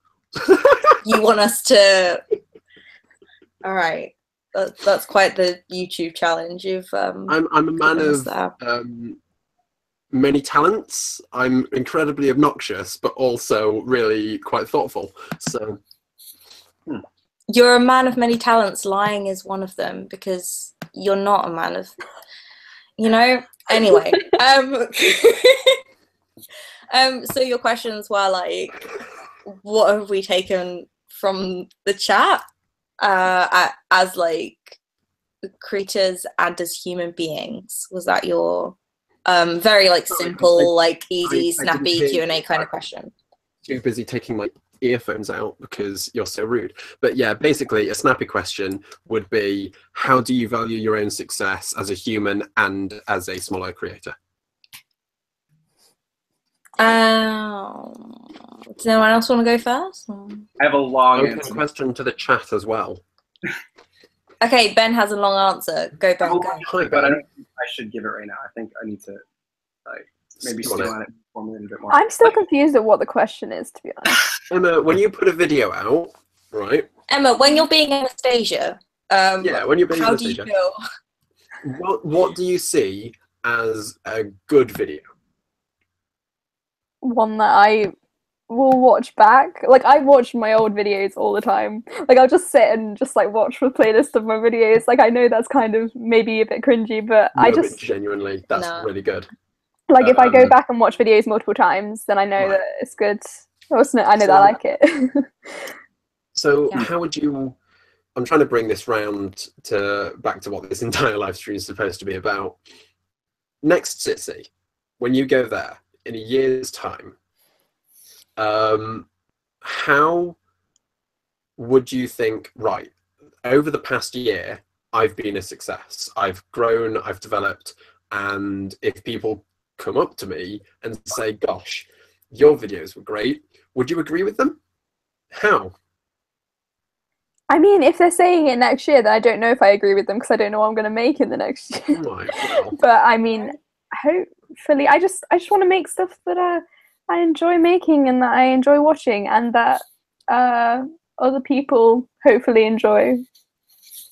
Huh. Pretty simple. That's a damn good answer. Yeah. For me. Come on, Ben. It took me, I just uploaded a video called Trapped in London, and it's a thing that happened back in June. And it took me 2 months basically to make it. And I spent so much time on it, agonizing over all these different choices that I felt like, yeah, it is good. So I would have no problem with someone coming up to me and saying, I really like that video, because I would say, yes, I like it too. I think I really like that video. Oh, thank you. I like it too. I thought it was all right. I compare myself. I would disagree with you, Greg. I would compare myself to other people's that I love. For example, Lady Yoan, one of the video makers ever. Praise the boy. Yeah. Put out his video today, the day after mine, which also took him forever to make. And I feel like there's almost like he's definitely better than mine, but like mine's just there, and so I feel really confident about that. I could see a lot of similarities in the styles that we make, and so Okay.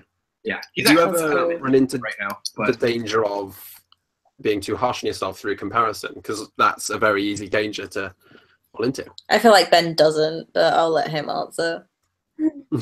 Open question. Do you ever fall into the trap that a lot of people I know personally fall into of, I'm comparing myself to other people. Oh no, now I'm depressed. No. No. Go on. No, because I know that as a person, I'm different, and that the harder I work at something to make it more me and more who I want to be, then the more it's just going to be unique in the details. And because if I'm focusing on these details, they're going to be different. They're going to end up different. And I feel like the soul of that video is very different from Johan's. I'm just talking about the quality. Yeah, I mean, I find it. We discussed this last live stream, but I find it very difficult to compare what I make to other people's. And I know that's probably partially the fact that I just like, oh god, no, that's scary. But also because like I feel like everything everyone makes is so different, and it's important to compare things. But I feel like the stuff I make is uniquely me, and that makes it hard for me to compare. I don't know. Yeah. Yeah, I get that. Go on, Fran. I feel like what I would want to do is just impact people, like on a very like deep level. And I think like something that motivates me to make videos again sometimes is remembering that I have done that and I have that capability already. So that's kind of something I'd want to continue to do, which is a super vague answer, but I feel like it's just it's more like I just don't I do want to entertain, but I want like something else that maybe is a bit deeper, and I guess would be like a whole thing similar to Ben, where it's like, oh, I want to be remembered for like what I do artistically. Yeah, I mean, I definitely No. I definitely agree with that. Like, I kind of want to steer my channel more towards like challenging things. Like, for example, the video I just uploaded, like, it's meant to kind of make people be like, oh, I don't know how I feel like that. Because like, that's like got a deeper impact than just someone being like, haha, yeah, that's good. Like, I mean, yeah. Obviously that's a perfectly valid reaction, but like, I just kind of want more. Like, I want more than that. I don't know. Yeah. So when I asked that question, first of all, I knew that Ben would respond in that way, and that's why I asked the question. Because it's something that genuinely I think more people need to talk about and needs to be heard, is that you can compare yourself to others without putting yourself down. And oftentimes validation doesn't need to be entirely internal, and you can say, I've developed because I can compare myself to this person who I think is great and we're comparable. So that's, for context, why I asked that. Yeah, I mean, I do have tons to say on objectivity, which is hopefully going to come up at some point later in this Creative Scatty thing. It is. It's on the schedule. Don't worry. On the schedule. But yeah, and one of the ways to do that, I think, is if you go back to an old video that maybe you can remove yourself enough from and see if you like it, then you can feel really confident in that. It might not, you might not like what you've made in the past, which is totally fine. It's just when you get to that point where you look back at a year ago, you made this video and you're like, oh, this is actually kind of interesting. I'm removing myself from this to the point where I don't remember making it and now I'm just enjoying it as a piece of content. I'm enjoying this as much as I would have enjoyed another video by Sam stuff or something. And you're like, yeah, I'm good. So, first of all, has the chat said anything? Yeah, I was going to say, the chat's saying so much. I feel terrible. I think Alex just said, they just said that like they sometimes, it's not like, I can't remember what they said exactly, but they don't like it. Like they feel sad when they love a video they've made, but then it doesn't get very much of a response from people. Oh, I feel that. How do you guys feel about that? There's a couple responses to your question, Greg, is like the sums up of the chat. So Alex Rose saying, success for me is happiness and satisfaction at what I've done, how far I've become, and being content with where I'm at. RAJC says, success for me at this stage is getting my work out there to more people and also having some of my work potentially published. Just Alphonse Says, value myself both as a human and creator. I don't know. As a creator, I've grown a lot, but I kind of feel like I've lost something in the way, and I'm trying to find it again. Aww. That's a narrative right there. I hope you find it. Damn. Damn, Log it. son. Yeah. Yeah. So, Ben, you mentioned looking back on your old work. Mhm. Open question, as all of my questions are and will forever be. What do you currently think of your old work? What do I currently think of my old work? Well, I've actually recently went back and unlooked at all the stuff I didn't think was up to snuff, and left stuff that I think isn't necessarily as good, but is important in the narrative of my entire channel, I guess, of seeing the kind of person I've become. So if I go to like a video like the video Death, where I just talk about death. Oh, good. It's just after I heard news of an actor pass away. Right. I go to that and I'm like, it's interesting, it's engaging. I have something to say that I don't feel is too exhaustive or repeating other people. Right. I don't know. I can't really. Yeah, it's something I'm happy to have. Cool. There are people in the chat are saying. Alex Rose is saying something about, I try to comment on videos a lot because I know how much it can help and reassure people that what they're making is worth putting out there and actually and engage with the public, which I think is really cool, and something interesting about this group that we could all do is when someone puts out something. Because I try to comment a lot, but like I feel bad though because sometimes I'm just like, I love this. But I know that's like not a bad thing to say, but like I feel like I'm not contributing that much. You want to add more. Yeah. But that's like why in Creative Scatty, the creative share thing, I think, is really helpful because it allows us all to see more content. It allows people to learn how to convey their confidence in a more articulate way, or in a, just more confidently than they would do otherwise. Like a belief in their work, and it just means we're all better supported for it. Sorry, Genevieve said in the chat, success to me is £1 million, and I'm like, yeah. Deeply, yeah, I understand. Oh, if only I had financial security. That'd be lovely. I was going to say something else and I forgot, man. The joke stole me. With the thought of £1 million. Ooh, it was something quite good. I was quite excited to say it. Oh, okay. So, when you look back on things you've made, do you... I'm trying not to make this a leading question. Let's use myself as an example. Why not? When I look back on things, when I look back on things that I've made, when I look back on just myself as a person a couple of years ago, so many times, I don't think cringe is the right word, but I think, God, that guy, who is that guy? I would punch that guy in the face. Claire has a comment, actually. Okay. She says, I like... they say, I like watching back my videos because I think of them as time capsules. I like to see what past me was like and compared it to me now and how I've improved or how I've changed, which I think is a really positive way of looking at past stuff that or the person that you were, is looking at the difference between the two and not focusing on, because like you said, you can cringe a lot, and in which case you might just want to distance yourself from that. But I think that's a really good way to. I think that's why. Yeah. That's why I keep everything public. Like back to my first ever video from 2012, it's still up there. And I've got a playlist on my channel that's every video I've ever made from every channel I've ever had. And because I love that. I love looking back and being like, oh my gosh, I hate this girl. Who is she? And then being like, oh, but I'm better now. Like it makes me feel good about myself. Okay. Oh, sorry. I literally last week, if you go on my channel now, I had like a ton of videos. Because like I've been doing this like on and off for about 4 years.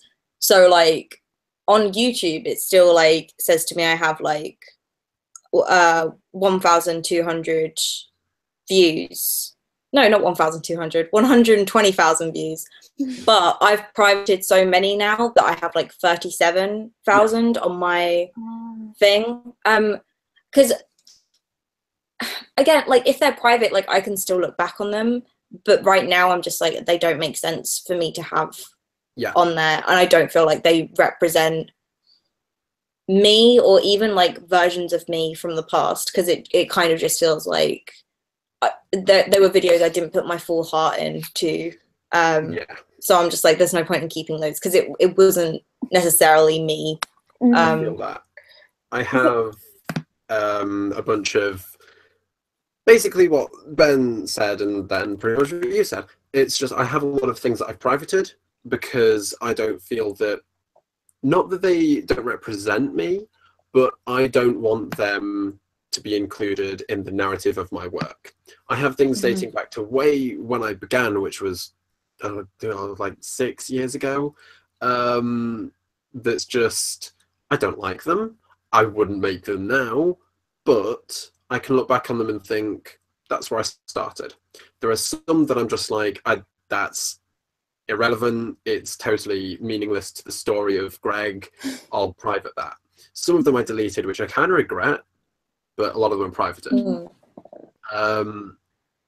But my main reasoning for looking back on things is that, yeah, I'm going to cringe. Yeah, I'm not going to like them. Sometimes I'm going to think, God, what an asshole.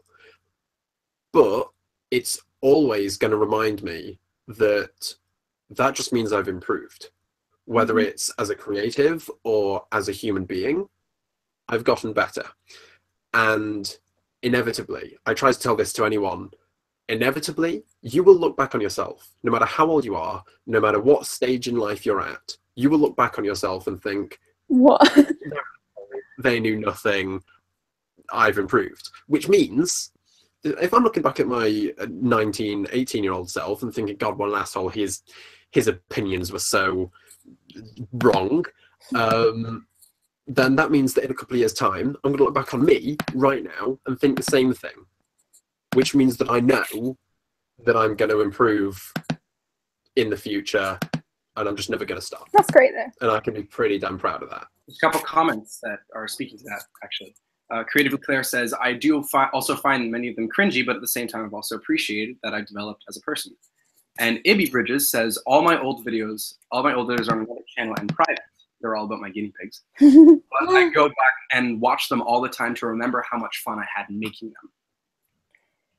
them. That's nice. Yeah. You never lose the groove. Going back to videos you really had fun making can remind you of how much fun it is and bring that. You know, I forgot a point earlier. There was a point when Greg started talking and I gasped, and it's because I remembered my point that I was going to make earlier. So like, it was about people commenting on other creators' work more. And basically I was listening to, I don't know if any of you know, like, of the Big Magic podcast, Elizabeth Gilbert. It's a good time. It's about creativity. Basically, they were discussing on there, one about how people try and become a noun. So like we try and like become poets or singers instead of just realizing that, like, just concentrating more on the doing of, and realizing like if you're singing, then you're a singer. So like just focus on that bit more instead of like thinking I want to be a singer and seeing that as like some far off thing. And then also another point was in the whole, if you're concentrating more on the doing, then part of that is not only trying to get attention, but also giving that attention. And that's kind of a part we all miss out on. So if you want to write poetry, then you should also give your attention to other people who are writing poetry, because that would benefit you and it would benefit them too. Like it's a whole cool cycle. Basically, that was it. I don't really understand people who, like, I don't know, write poetry but don't read poetry, or make YouTube videos but don't watch YouTube videos. I'm like, but then where do you get your inspiration? What makes you want to do it? Like, hi, I'm that guy. People's, like, okay, there you go then. So not with YouTube, but with poetry.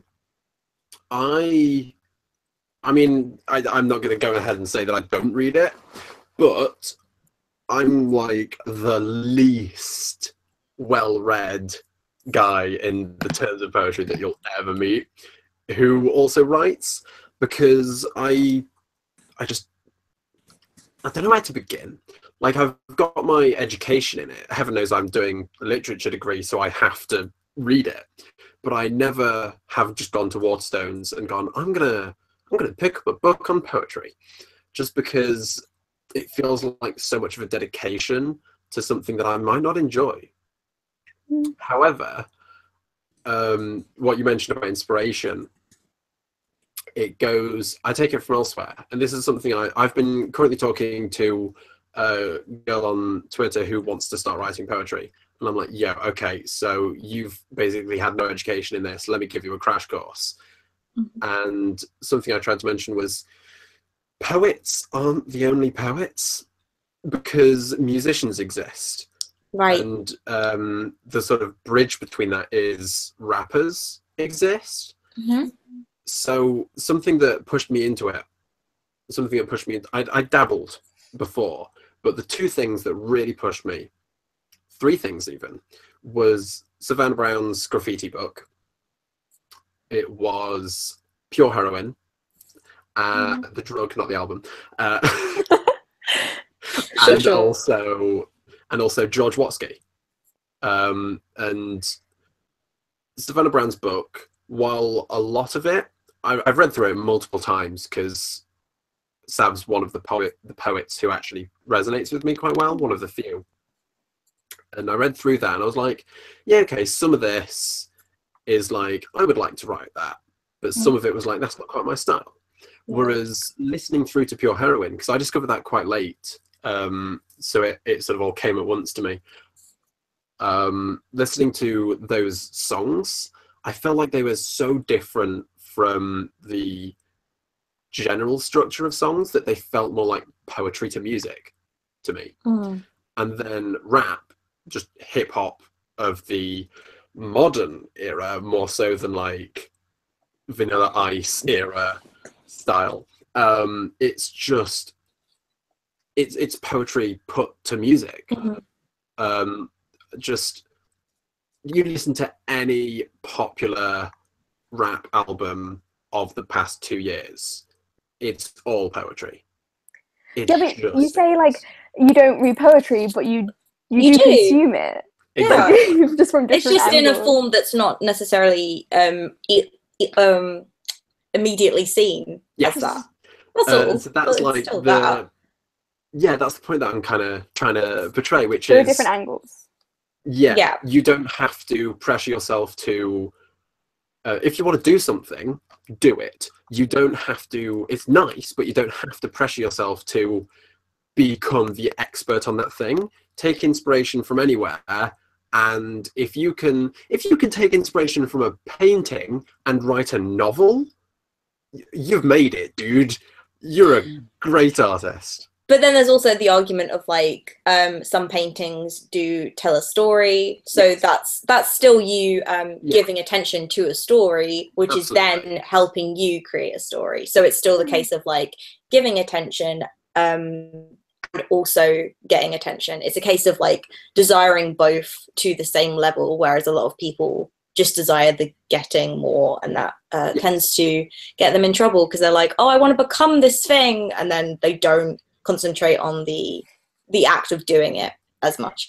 Also, Ruby made a joke throughout my whole like doing versus becoming thing, and she was like, or become YouTube, and then she's like, I'm sorry. Ruby. So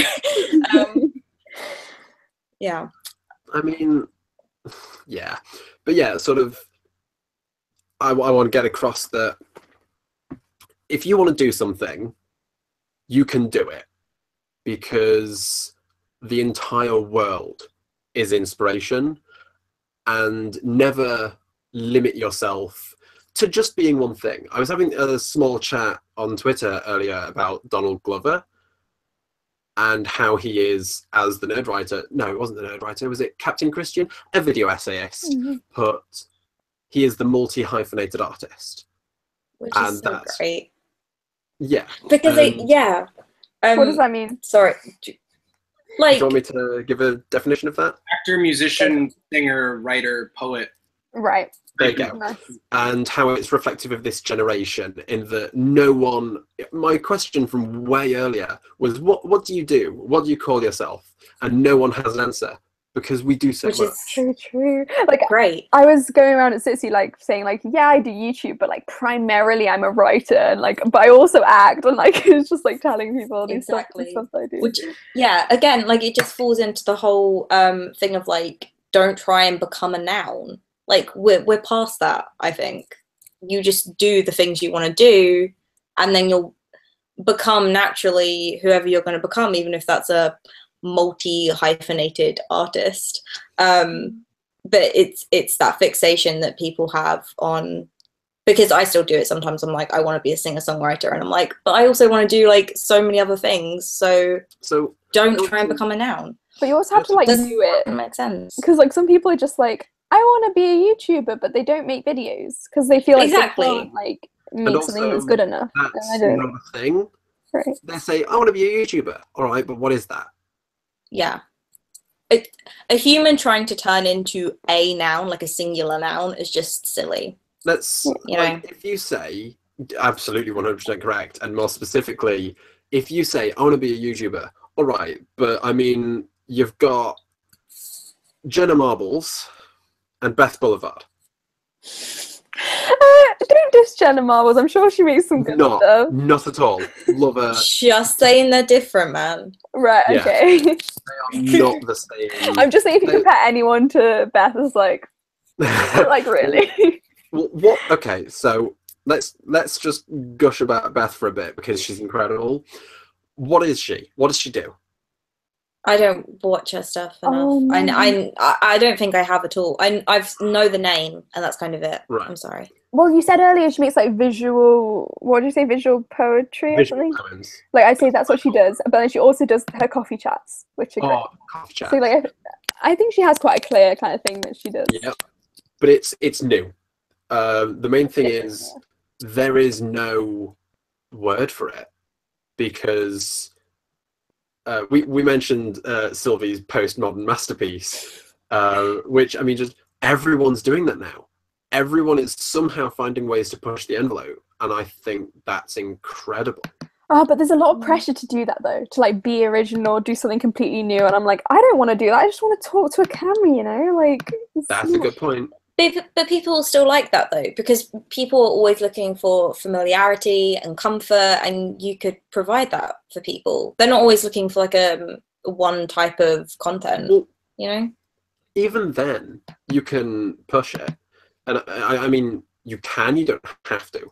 But something I talked about in my most recent upload when I discussed the jump cut and its potential uses, I talked about how Jack Howard was my example, but I think a bunch of other people do it.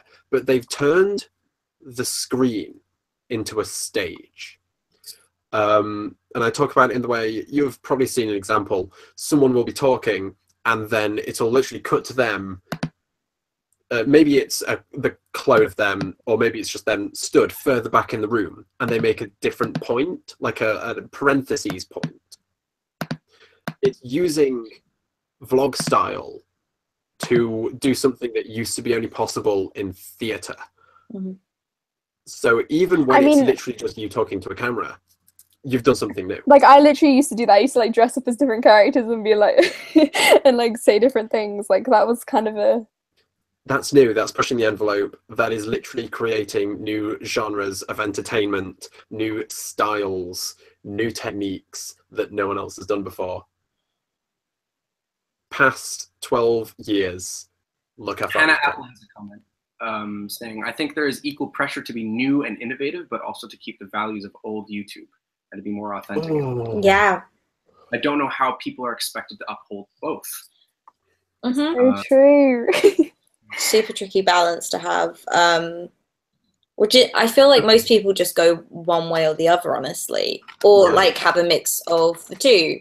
Because again, I'm just going to keep on circling back to the same point of like, you don't necessarily have to become a YouTuber who makes those kind of videos. Like you could just do the videos you want to make, and that will be what you become. You become someone who does videos that are old-fashioned, and then also ones that are like slightly different to that. Ruby just pointed out that Thomas Sanders does that well, and I totally agree. Like his style videos is so new and different, but like also he has this like authentic like. Oh, I didn't even feel. mention Vine. He's so Vine beautiful. has been such a culturally important thing. Hannah Apple also says, "Shit, I don't know why I posted that twice." LMAO. Thank you for your input. Thanks for keeping us updated with that one, Ben. Yeah, thanks for the play-by-play, you know? Oh, Kieran wants to hear Ben's thoughts on something. Sorry. Oh, wait, let me hear Ben's thoughts re the artistic implications of everyone feeling like they have to be a postmodern innovator. Oh my god, yes! Okay. Let me just like read this question and analyze it. Artistic implications of everyone feeling they have to be postmodern. Okay, the artistic implications of that is it'll double back around eventually, where all of a sudden now that's too many people doing this one thing, so now people want to see something else. Which, I mean, because there's this YouTube video, and I'm talking about the art spectrum again. There's a YouTube video by this guy called Will Schroeder, where he talks about the problem of irony, and it's how postmodernism has a limit, and eventually it has to double back around to sincerity. Mm-hmm. Which is what I try to do, in that by being so aware of what the camera is doing and what it is there, still allowing genuine moments to come through, but having me be constantly aware that this is all sort of, and by acknowledging the screen, basically, by acknowledging the falseness behind it, that allows you to also state things and have people really believe you when you say the thing.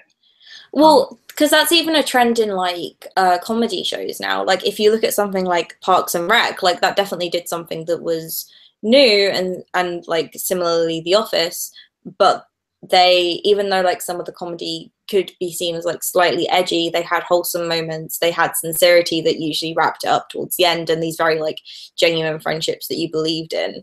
Whereas a couple of years ago, those elements were probably just used in comedy as a form of like cheesiness, and they eventually like lacked sincerity because of how heavily dosed you were in just those. If you have a mix of pushing boundaries along with sincerity, it makes for a good partnership. You know? I think the best stuff has both.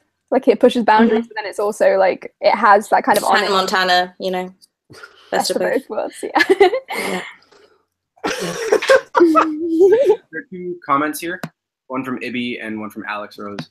Ibby says, everyone wants to do something new to be noticed and not get lost in the crowd, but if you don't have enough subscribers in the first place, it's hard to get noticed. Which is true.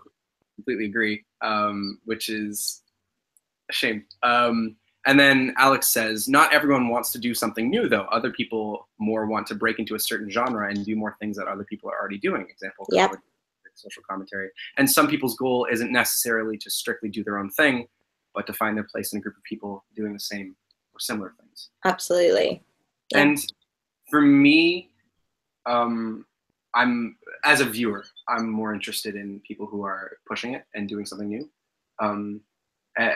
So yeah, but I think that comes down to my taste and stuff, because I know people who watch YouTube videos and they will watch the trashy drama videos, which I kind of respect. Right into the news. There's like, no, I don't know, not that. Like, there's these specific group of people who are all like friends, and then they all talk about how someone sent her, and they will like have these 40-minute long videos where they just talk about how this person acted. So basically, just like keeping it with Kardashians, kind of. Yeah, exactly, and that's equally commodifiable and equally watchable and consumable. And definitely. But for me as a creator and as a viewer, I'm interested in people who push the boundaries, less in people who just want to. I think sometimes it's good to have, again, like a bit of both. Like, I agree. I love watching stuff that kind of fits into a genre, and it is similar to some other stuff, but it just has something slightly different about it. Like whether that's the person who's doing it or like the topic they're talking about, like it's going to be slightly different anyway. Like it's quite difficult to make something exactly the same, but yeah, it's good if it has a bit of both, maybe. I don't know. Okay, Ibby has a comment which makes me think of something. She says, as a viewer who no longer makes her own stuff, I prefer to watch people who do push boundaries with their content, but sometimes I need to zone out with consumable stuff. That's really yes. That illustrates how out of control it is that your stuff is going to get seen, probably.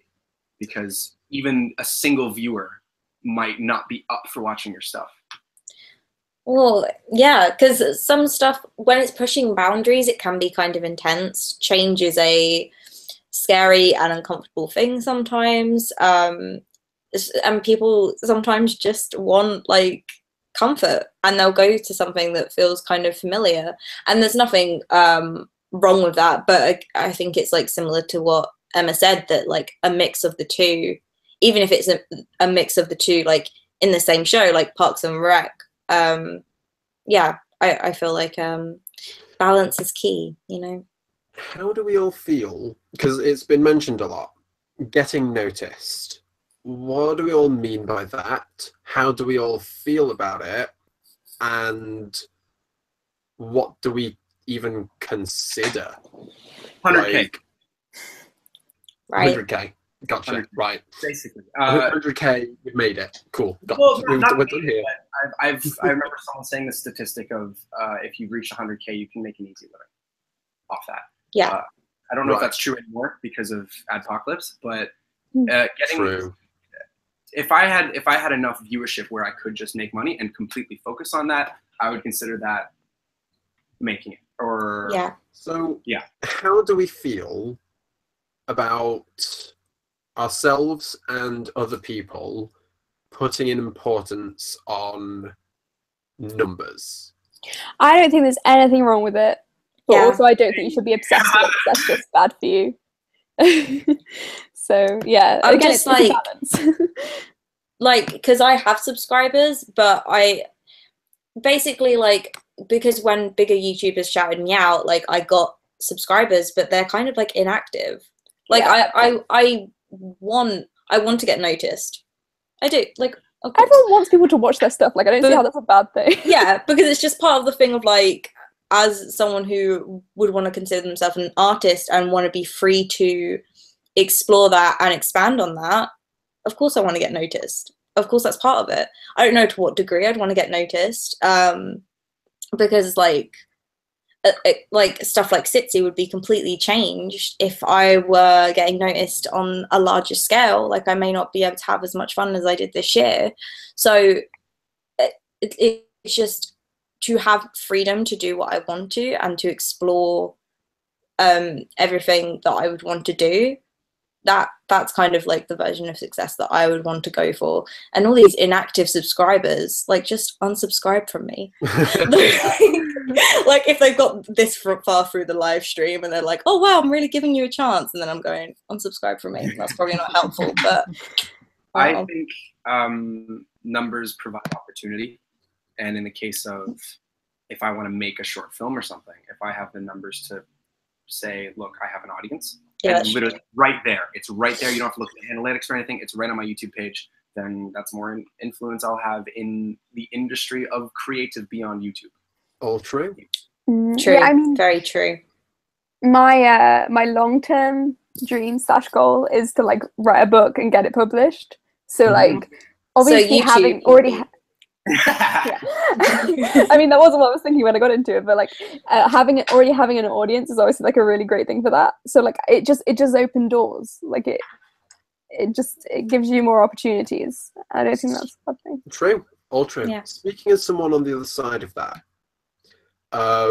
because I literally don't keep track of numbers, and I don't just mean that in terms of myself, but I mean that in terms of everyone.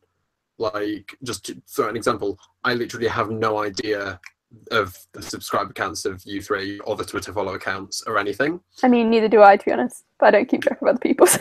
Yeah. But that sort of, personally, that benefits me in that it equalizes the playing field, levels the playing field, as I believe the term, in that I stop considering anyone as, oh, they're this person with this level. and it means that I never put myself next to anyone, or just I never compare myself and the things that I do. I just look at, okay, so they've done this, and that's that. But at the same time, I don't look at anyone who's like, oh no, I'm constantly looking at the numbers, and I don't look at them any differently. Because, I mean, sure, you want to judge your success based on the amount of people who've enjoyed your stuff. That's cool. That's a really good way of doing it. That's how television has done it for years. But then there are other people who are like, I value my success based on how many comments I've gotten, how engaged my viewers are. Totally. And then there are people who are like, yeah, I just value it based on whether or not I'm proud. And all of those are super valid. And something that sort of struck me and inspired this line of thinking was we've been talking about Johan a lot throughout this, and I was talking to him at the pub, and I was just like, absentmindedly, I went to his Twitter a couple of days later, and I saw that I think he has way fewer Twitter followers than he does subscribers, and I have more Twitter followers than he does, and it put it into perspective for me that it's like, oh, this person who I've watched for years and admire, just, it sort of went, numbers are just nothing to me. Yeah. They to be honest, they mean very little to me personally, but they mean something to other people. And like, I mean, apart from the fact that, like, obviously I want more people to see it, like I care about the people individually, but not about the number.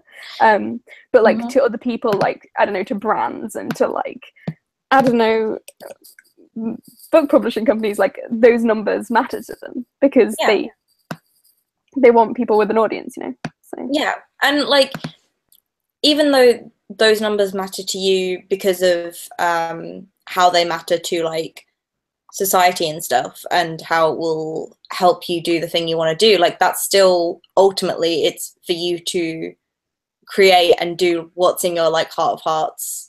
So, like, it's still, like, a personal thing. Like, you're still being quite thoughtful towards it. You know, it's not just a thing of, like, to get attention. It's like, oh, to fulfill what I would like to be my life's work. Like, that's a whole I mean, deeper... there's nothing wrong with wanting attention.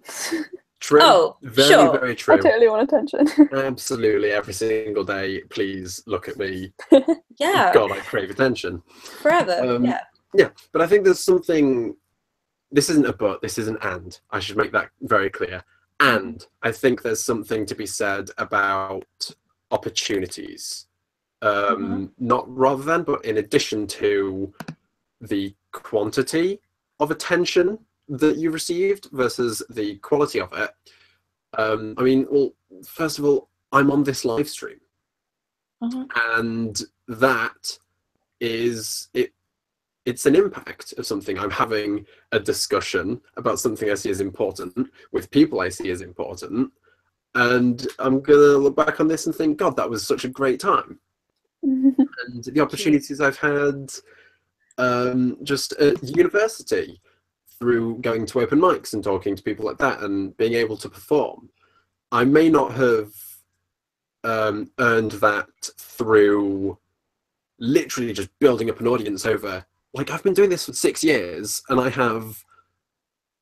literally don't know. I'll find out. But I haven't earned that through the traditional just, oh, build up your audience and then you'll get attention. I've earned it through other methods, which I think are totally equally as valid and a lot of people don't talk about because it's just not very quantifiable. 277 subscribers. That's over 6 years. People like Jake Paul started what, a year ago? Yeah. Nonsense. And less than a year ago, Logan Paul started, and now he has 10 million. Oh, but he was Viner first, Jeez. so like it's kind of different. Yeah, okay. That's wild. Yeah, well, even that's it. That even more proves it. In the Okay, I need to be right back. Well, go for it. Live your dreams, have fun.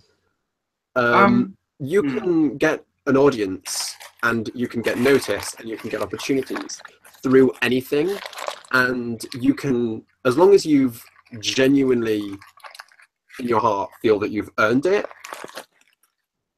you're good. There are different, as long as you can be proud of what you've done. Success and different versions of success. Yeah. Yep. As long as you can be proud of what you've done, you don't need to concern yourself with. Jake Paul is married. Sorry. Don't worry about it. Don't ask. Don't go down the rabbit hole. Okay. Sorry. Move on. Don't worry. A long story. As long as you can, consider yourself proud of what you've done and the things you've accomplished, then don't let the mainstream traditional view of success influence you. If you want to, like Ben, for example, you mentioned the way that you see your own success, and that's totally cool.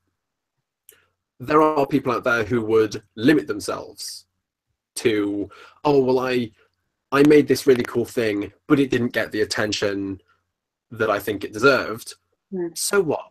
You made a really cool thing, and at any point in your life, you can point to that thing and say, hi, potential employer, look at this thing I did. And as long as that one important person has seen it, you're good. Yeah, I think it definitely, like, I know it probably shouldn't, but it means more to me when, like, someone whose opinion I respect comes up to me and says, like, I like what you did, than, like, just some random stranger, which I know, like, I shouldn't have that. I don't know, maybe I should, but, yeah, it means more from, like, an opinion that you respect. Yes, I agree. Yeah, let's look at the chat. Nothing worse than writing a good poem but no one leaving feedback. Yeah.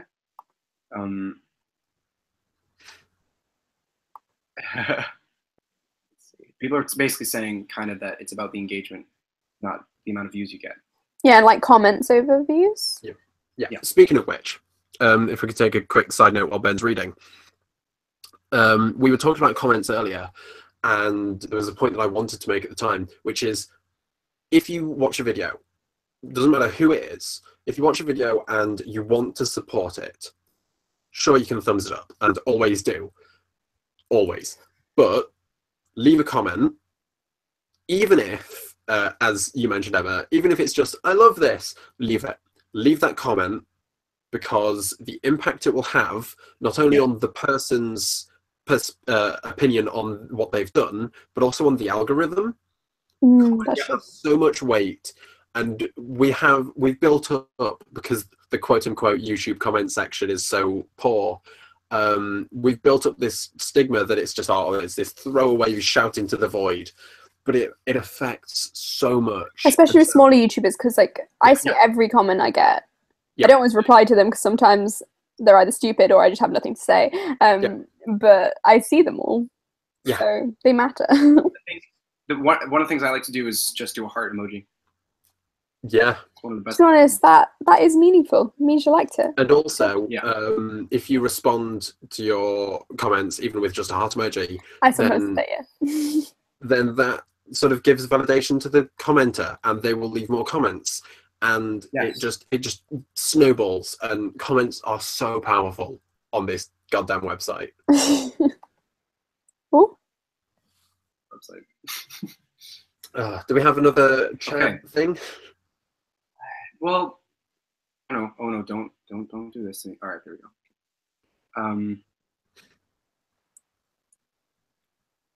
Oh wow, we got a lot of people at once. Oh man.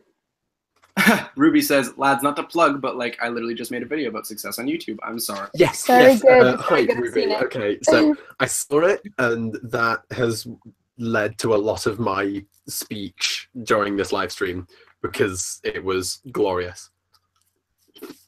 Yeah. That's very good. If you haven't seen it, go watch it. Ruby Macy. If I haven't retweeted it already, I just choked on a crisp. If I haven't retweeted it already, I will.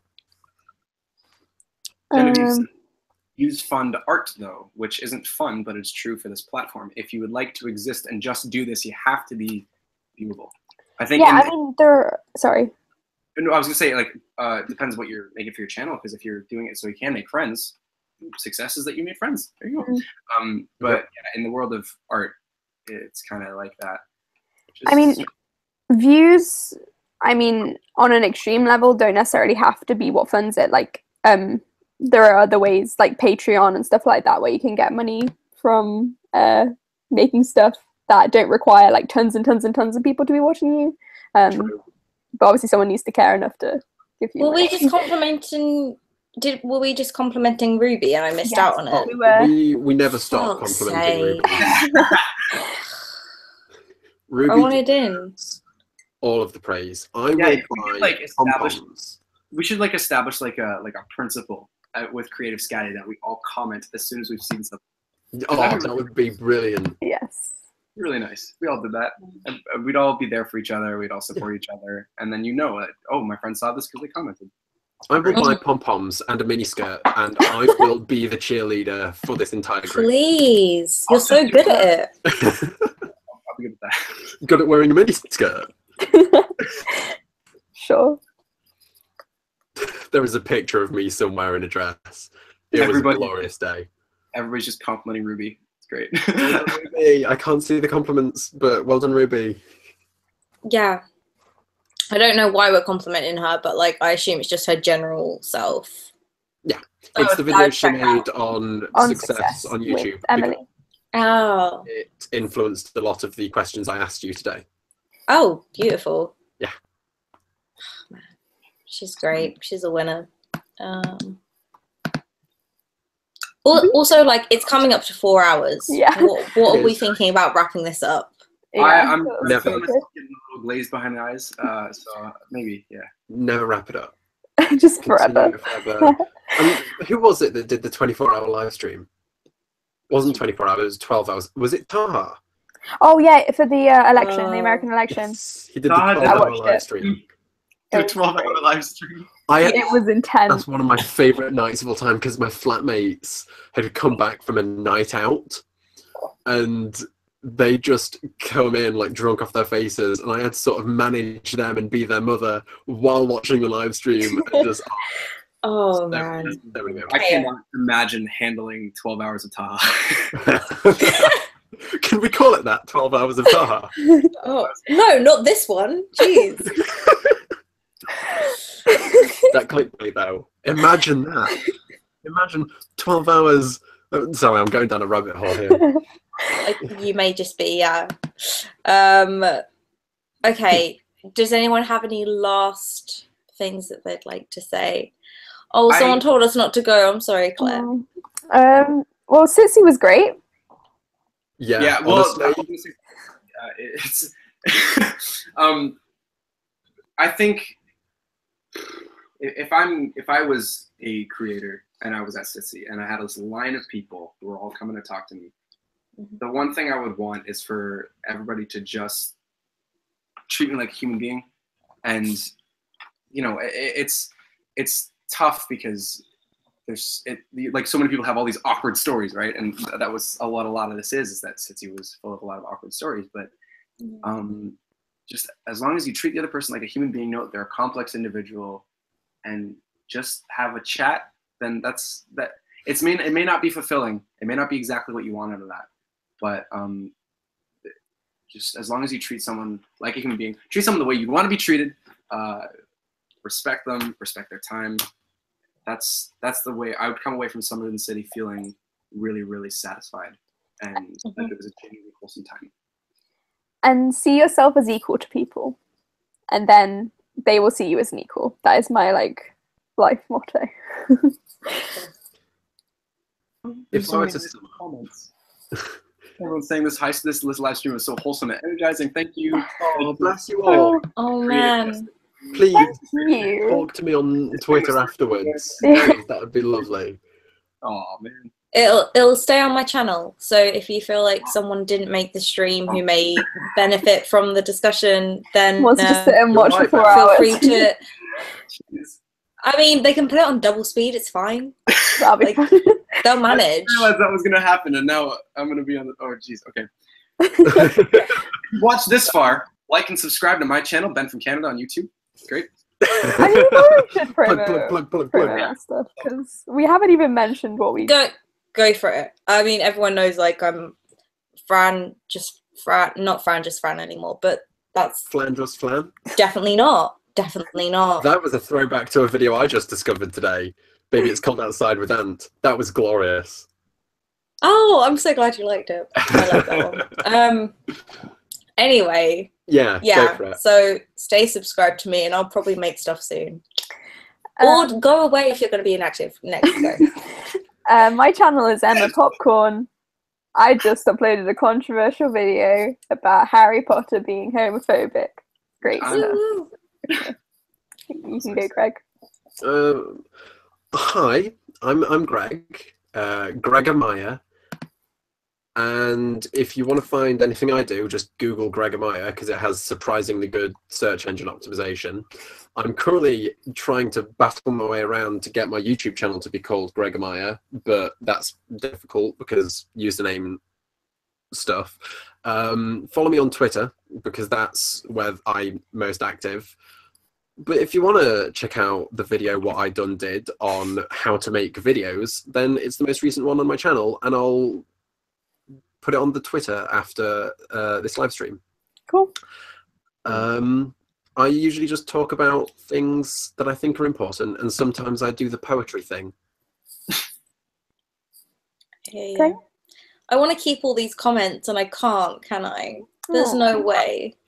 Screenshot them. I can't screenshot all the comments. All of Greg, them. you're wild today. I don't like it. I did my best. Yeah, so I don't know. What's that? I did my best to try and copy a lot of them. Wait, you know what? What if I just like Control-Aid it? Do it. Make a Google Doc. Wait a second. Oh my gosh, it worked, I think. What? No. Also, someone asked if I can put everyone's Twitter links or something in the description. I can. Genevieve said Fran and Emma are ridiculously pretty. Thanks. Aww. Okay, but true? Genuinely true. Have you? Okay, check out their Instagrams because this is something I was going to say a while ago. Nice. Okay. Just going to say, back on the multi-hyphenated thing, here is a photographer. I'm not. No. People take photos of me sometimes. Yeah, Fran, I've People seen don't. the entire chat. Wow. I've copied the entire chat. I'm so happy. Oh my god. Brilliant. Well done, Ben. Make a Google Doc. You mastermind. I don't take back any of the insults I've given you today, but like, like we're still friends. Like I like you a bit more. I amplify them, if anything, Ben. Oh. Like, you're great, but also, God, look at you. I feel like we should do this like live chat so often, and Absolutely. like with us four, but always Ben will come into it like 20 minutes in and we'll be like, Ben, what are you doing here? Every time. Yes. I love it. And it will just be a running joke. Yeah. Wonderful. I was going to say something as like an epilogue of like my thoughts on SiTC. And it's just completely flown my mind. I mean, the entire chat is just everyone saying everyone here is cute, so just... That's true. Greg and Ben are utterly cute too. Utterly cute. What? Oh, Utterly cute. hang on, wait. Let me. Here we go. Can I? Oh, I cut my hair. I can't do that anymore. You've still got like a fringy thing. You can just like. Yeah, just like. There you go. Feel like a little- Yeah. Okay. Adorable. Am I? Hold on. Am I Dan Howell yet? Am I Phil Lester? Am I 2009 YouTube? Who's that? Who's Dan Howell? Who? Dan, never heard of him. Dan, he was on fire that one time. Someone like set him alight. Dan is not on fire. Yeah, okay. That's Yeah, him. Dan Howell. Yeah, but I remembered what I was going to say. Daniel Howell is the name now, Ben. Yeah, that one. That's what it goes by. I've remembered what I was going to say about SiTC as a whole, which is... Ben looks like Aladdin. That wasn't what you were going to say, so I just said it in the comments. I may or may not have sent an audition tape to that Aladdin film. Also, someone said Aladdin is that you? So like multiple Yeah. comments about your. Sent it, yeah. Yeah. Did you actually? Are we joking? Actually, literally, I did. Yeah. No way. Beautiful. That's incredible. All right. Oh, thank you. Yeah, it didn't work out, but you know. It's yeah, my sort of epilogue, thoughts, conclusion, summary is: hey, smaller YouTube, Somebody in the city, sorry. I just interrupted that to make a joke again. Just never mind. Carry on. What, Video Cut Pro? What were you gonna say? No, I said summary in the city. Oh my God. I can't believe you were gonna let that slide. You can't just say things like that and then not repeat them if they're not heard. Deprive the world of that. Jeez. I feel wounded. Oh, maybe we should have called this Summary in the City. I'll put that in the description. It'll be like, yeah. I feel wounded that I didn't think of that first. Oh, yeah. Anyway, carry on. Right. Sorry. So, hi, smaller YouTubers. We all know that the website cares little for us. And heaven knows I made an entire Twitter thread on it on the coach home on Monday. But we've got to do it ourselves. We have to support each other. We have to validate each other. We have to promote each other. And we have to continue, despite everything, we have to continue to make art. Because YouTube only cares about what makes money. It only cares about who makes money. And it only cares about what is advertiser friendly. And apparently, gay people aren't advertiser friendly.